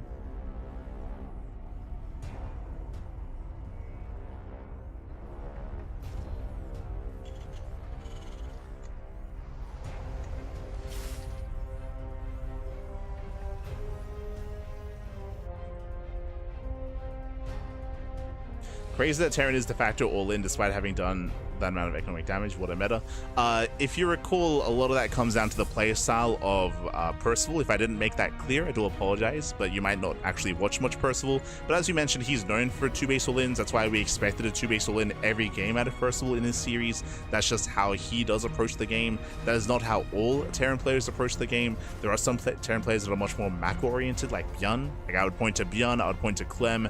There are other players out there that do embrace their third CCs and go into a longer game a lot more freely, a lot more willingly, and that's typically where they thrive. But specifically for Percival, like, no, we were always expecting like 2-base play out of him. So I tried to emphasize that. If I failed to do so, I do apologize.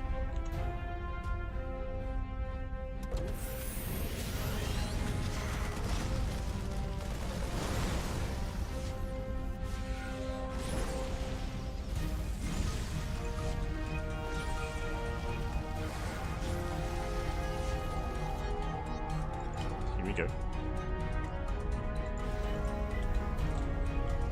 So just catching up with the chat. Behind this, we have initial mind drop plays getting set up here from Maru. So economic opener into a mind drop. Meanwhile, how many gateways are we building up on? Here we have 3 gates. So 3-gate blink into a robo. So a very safe play here out of Nightmare. We'll see if we can keep up with the Hellion harass with the drop play of Maru. Let's go.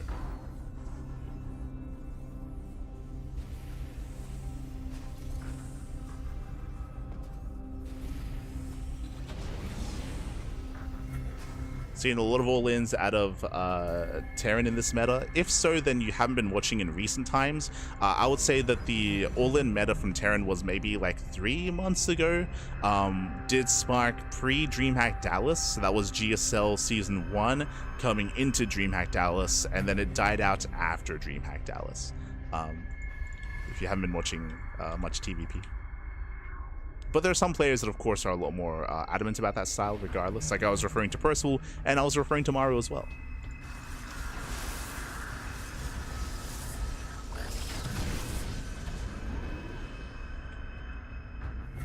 As Maru pokes in, gets a pro kill, does pull away.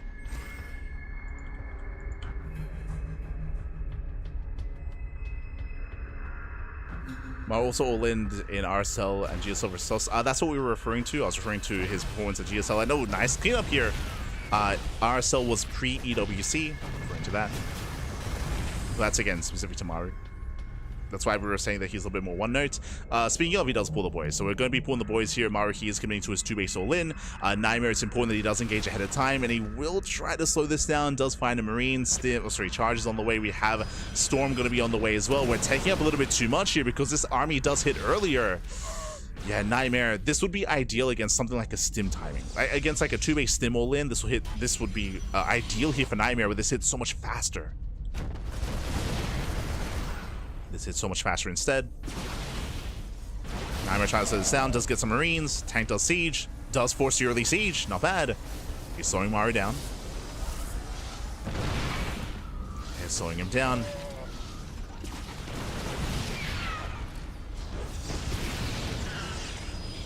Bunker's going to be on the way. Immortal has arrived. If he can get on top of that tank, he blinks in. He gets one. He gets one tank so far, but he doesn't get the other. Yeah, the other tank does survive. Stalkers are getting low. Another tank comes in to reinforce. And Nightmare trying to engage ahead of time, but again, there are Marines here to support. It gets the second tank, but he loses almost every Stalker. There's so many Stalkers go down. Yeah, it takes down the Immortal as well. It takes down the final tank. Marines are moving in. Remember, these are villain Marines. And you can see here that the tech of the Temple Archives just didn't come into play. This was a misread here out of Nightmare. It was quote-unquote safe play, but for the different kind of all-in. And with that, Maru's done it. Maru, he breaks the natural. There's no mining whatsoever. Nightmare is on one base. Takes down all the Zealots.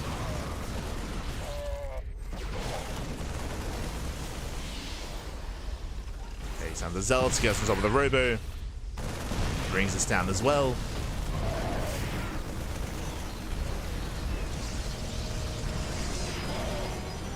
Now Nightmare, he did preserve his probes, that is true, was able to pull back. And with these charge ults, hey, he's once again trying to get on top of that tank, but he just, yeah, he can't. So it's not going to happen. Doesn't get on top of the tank. The Stalkers go down. Every Zealot as well. And Maru will break that natural. I don't blame Nightmare for going for his build of choice. If you recall, that was the same build he went for against his previous opponent, against Ryung. Against Ryung is what he went for. But as we mentioned, like, sure, it was 2-base play, but it was very tech heavy, and it hit so much later. Nightmare's build, I mean. Would hit a little later. GG gets called, takes down the Nexus, and Maru takes game number 1. Whew, GG, well played. Maru does take a lead in the series, and again, this is where Maru's at his strongest, on Pylon. We did mention Pylon. This is where 2-base all-ins, they hit so fast and so hard.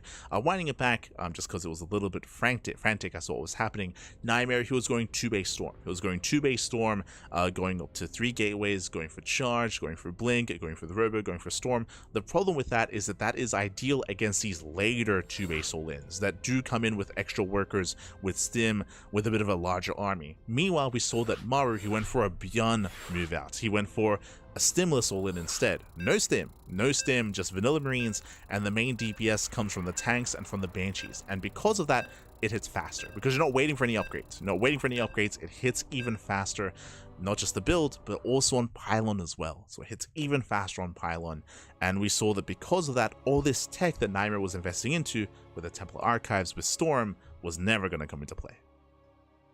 It's never going to come into play. And here we go. We're now getting into our next game. Getting into game number 2.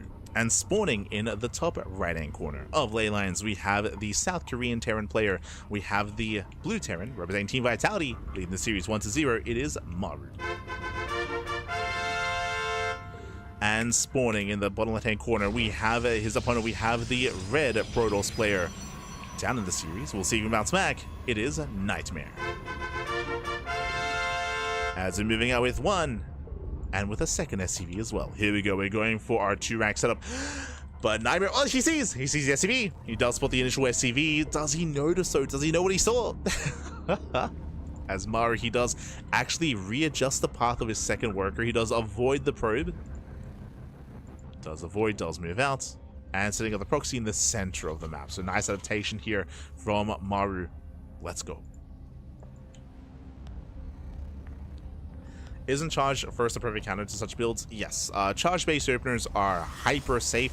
Basically, if you assume that your opponent is going to go for a 2-base all-in that's tank-based, that hits even faster, then rushing into Charge instead of Blink is almost a hard counter.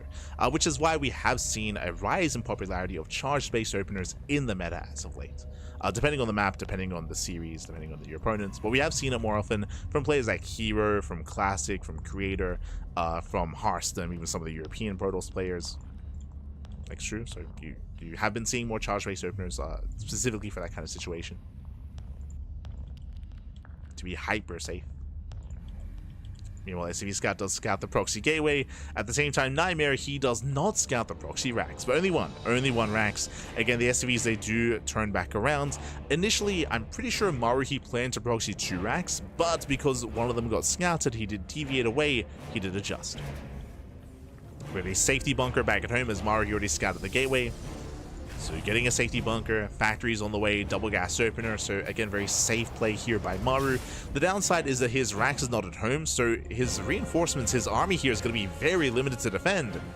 At the same time, I can say the same about Nightmare. Reaver moves in, the Adept is still just barely going to pop out. Nightmare, he'll lose 1 probe. Yeah, 1 probe goes down, late reaction there out of Nightmare. We'll lose 1 worker. Just the 1. More Reapers are on the way. At the same time, Stalker does poke in. Again, there are 0 army units to defend, but the Reapers, they are turning around. Okay, they race back home.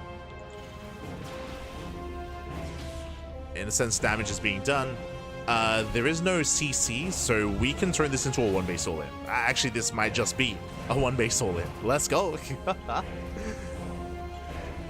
Yep, we're getting up to 3 axes. So a 3-1-1 setup here. 1-base all-in out of Maru. I believe he can pull the boys with this as well. So just hyper all-in. And again, this is what we expect. Like, I don't expect Maru to ever get a 3rd CC in this series. No shot. Unless we load into, like, Tokamak or Maganatha. Like, those 2 maps is, like, a higher chance of that happening. But for the most part, all in's what we expect. The Nightmare Scout the main, he did see the factory, that is true. He did not, he just can't see the Raxes. Like he cannot see far enough to see the Raxes. He saw the factory and the building starport. So he has very limited information. Technically, for all he knows, instead of 2 more Raxes, there could be a CC, right? There could be a command center on the high ground further back. So Nightmare, he's trying to assume what's going on here. The army's building up. And once again, this is hitting without stim, right? There's no stim with this. It hits even faster. We have tanks. We should be getting Banshees. And we can pull the boys with this as well. Yo, unless we try to expand? Question mark? No. Okay. I was about to say, like, we can't afford that. That's not what this is built for.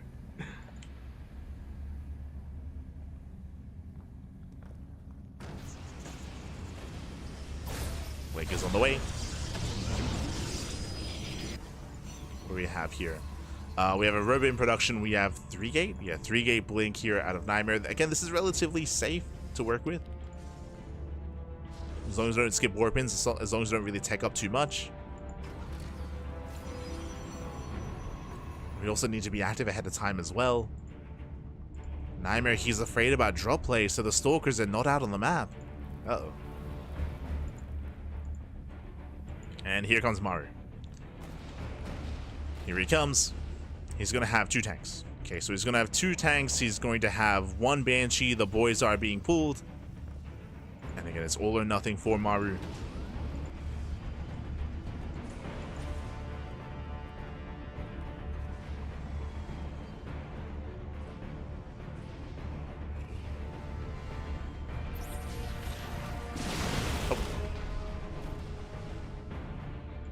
As again, Nightmare, he can't really slow this down.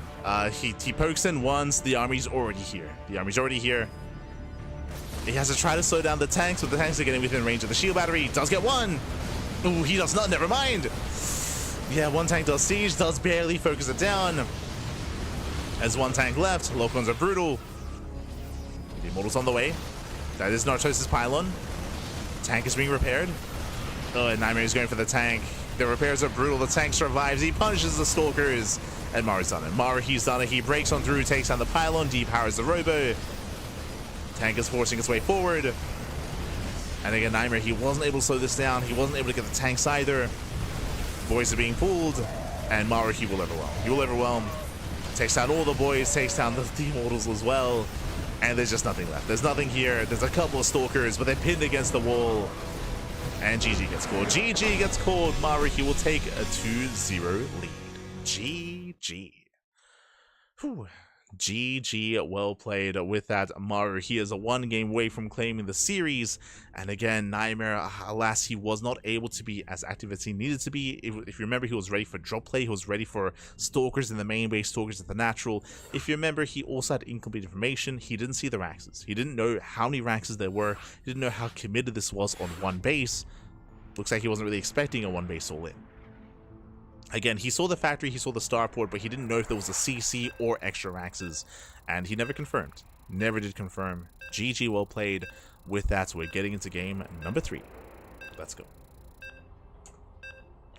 Looks like all-ins are back on the menu. If you didn't hear what we were saying earlier, we did emphasize that Maru, he is we had this big speech about how Maru's like very one-note, and how he does nothing but all-ins in TVP nowadays, and in TVZ as well.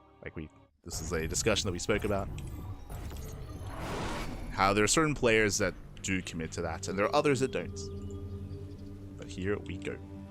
As spawning in the bottom right-hand side of Last Fantasy, we have our South Korean Terran player. We have the Blue Terran, representing Team Vitality, leading the series 2-0. It is Maru.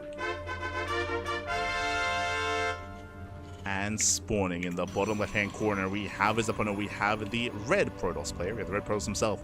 It is Nightmare. Here we go.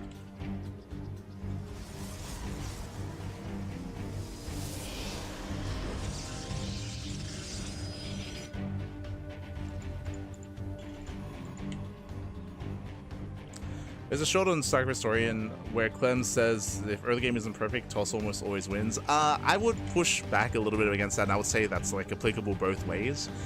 We speak about this all the time, how TVP is very momentum based. It's very momentum based, and if you get a lead early on, it can be difficult to recover from that. That goes for both Terran and Protoss.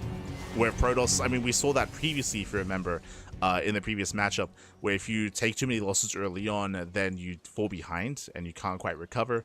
We were discussing that during the Ryung series, for example. Likewise applicable to the Terran player as well.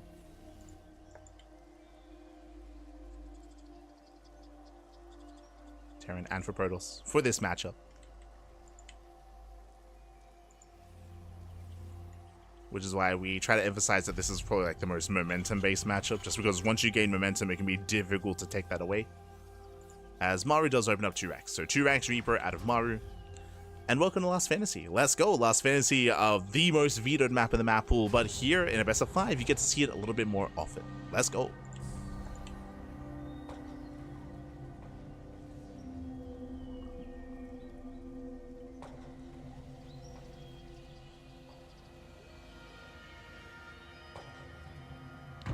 Go.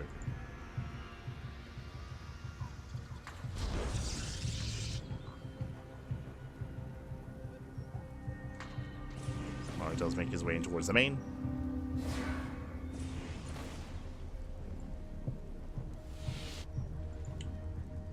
And does spot his opponent. Now he's aware of where Nightmare is. Likewise, Nightmare setting up a gateway across the map. And this time Maru is expanding. Let's go. He does expand, does take his own natural base. Behind this, going a little bit old school, going into not just a 3 ranks, never mind, going into a 4 ranks stim timing. Let's go. A very hefty stim timing. If you remember, these builds were a lot more regular, a lot more frequent a couple of years ago at this point. Back on Data C, for example. Back on, sorry, Side Delta is what I meant to be saying. Back on Side Delta, back in the previous meta. A couple of years ago at this point. Back then, a way to shut this down would be to open up Robo. It was back with Phoenix Colossus and Robo openers and faster Colossus-based play as well. But a lot of this comes down to whether or not Nightmare can scout what's going on. So far, 2 probe kills. Reapers are back off. And this can hit like a truck. This can hit like an absolute truck. Stim is on the way. Mass Marine is building up. Again, if this gets scattered ahead of time, you can open up Robo into a bait into fast Colossus, and once the first Colossus arrives, you completely shut this down. But currently, the meta is to go for earlier Blink, go for a Twilight Council into Blink. Sometimes you delay your splash damage, you delay your Robo. Twilight Council is now on the way, bearing in mind this was a 3-gate opener. Late Twilight Council out of Nightmare, late tech. Scout is denied.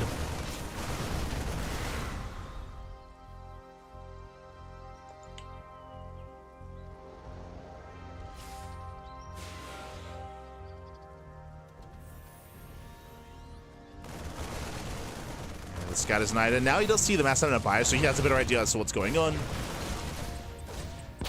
It is important that he's able to shave off whatever Marines he can while he can.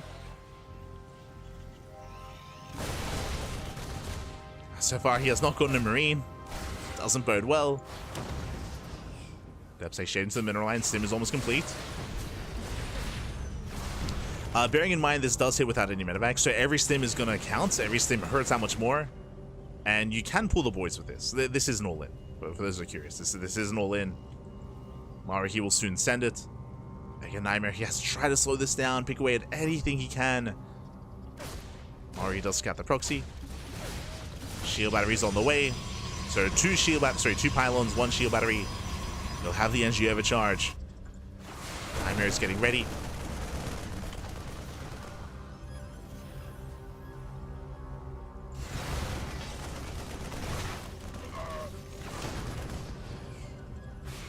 As here we go. The boys are being pulled. The all-in is upon us. Back at home, what do we have to defend? Force fields are going to be ideal, true. Now, there are a couple of things here about Last Fantasy. You can see how narrow this ramp is. If we can force field this ramp ahead of time and cut the army in half... Never mind. But we could have cut the army in half there. Again, 1 force field is all it takes on that ramp. Alas, not able to be proactive enough. Does force field. Marines are stimming in. They take down the pylon. Thankfully, there's another. Boys are being pulled, and And again, Nightmare, can he hold on? Down to 5 Stalkers. Yeah, the Immortal's just so far away. He's going to focus it down. Down goes the pylon. Everything gets depowered. And now just going for the Robo. The army is heavily overstimmed, but it may not matter. It may not matter. Maru, he busts on in. And he breaks through, takes out all the Stalkers, takes out all the workers. And again, Nightmare, he never got into the main. He never got into the main base. For all he knew, it could have been a 2-on-1, could have been a 3-max, but GG gets pulled, and Maru will take the series 3-0, advancing on and qualifying for the main event. GG. GG, well played, Maru. He will claim the series, he will advance on. Again, Nightmare, I don't know how much StarCraft he's been watching as of late. As we mentioned, he has been retired for quite some time. And fun fact, in his retirement, we have seen kind of Maru's style as of late over the past 2-3 months, referring to his play in GSL, in RSL, in EWC, at DreamHack as well. This is what we expect out of him. We expect non-stop all-ins in TVP. It's what he's been doing. And I was most curious to see if he has been adjusting, if he's been changing his style, because unfortunately, because he's so predictable, that's why he's been struggling against these other top Protosses, because they know how he plays. I'm referring to Hero, referring to Classic, referring to Max, referring to all these other top Protoss players. So that's where typically Maru does struggle. But here, hey, he pops off with the all-ins. And again, Nightmare, welcome back. Welcome back, Pappy. Welcome back. Aye.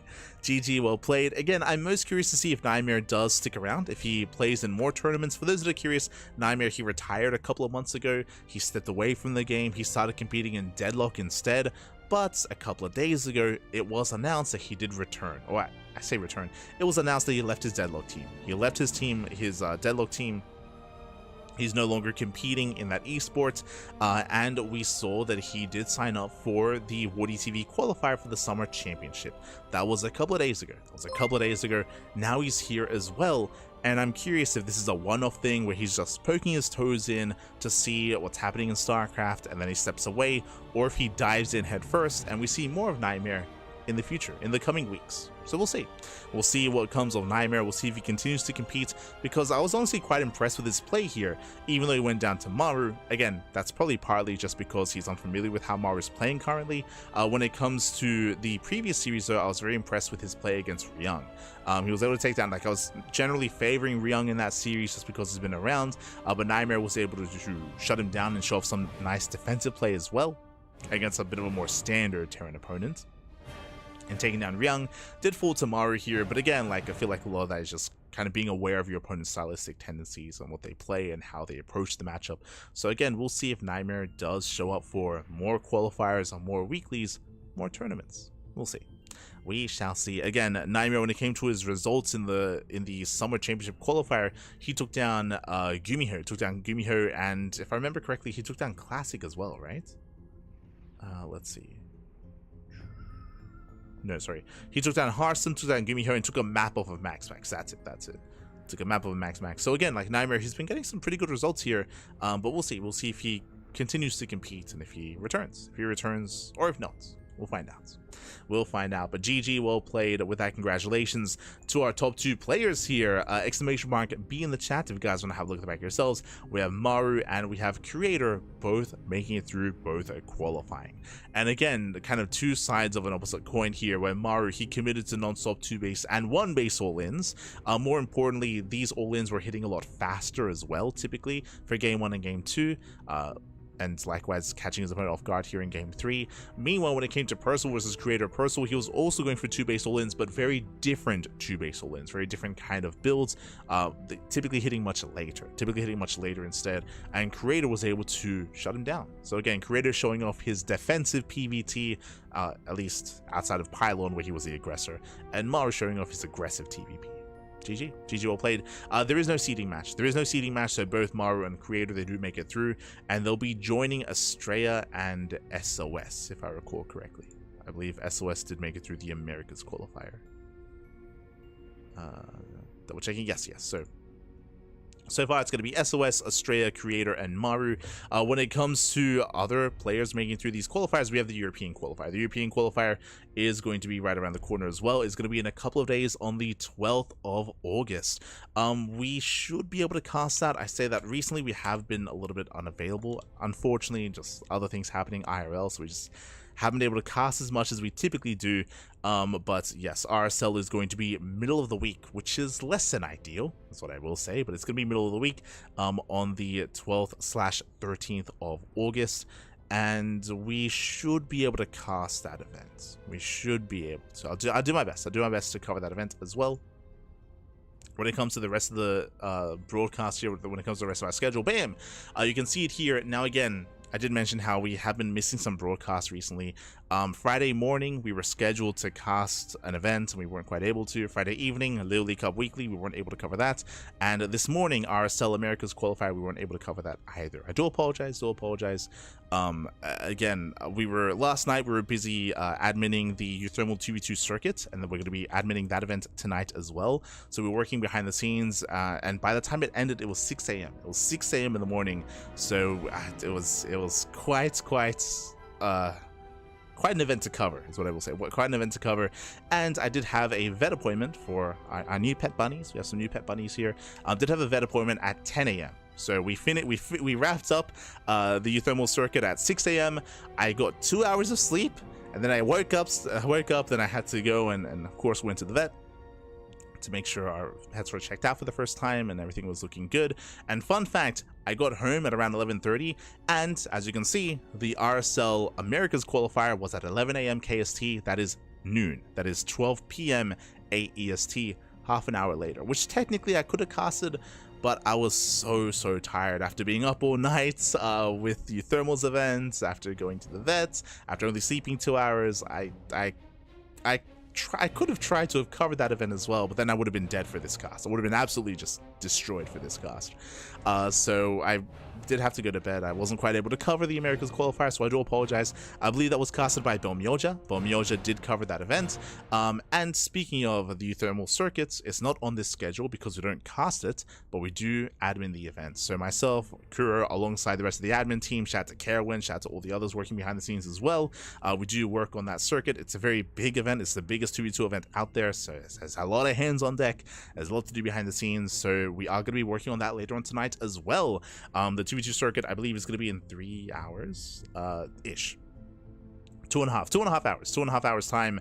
The Euthermal is going to be live with the 2v2 circuit, and again, we're going to be all over that event as well. We're going to be working on it behind the scenes.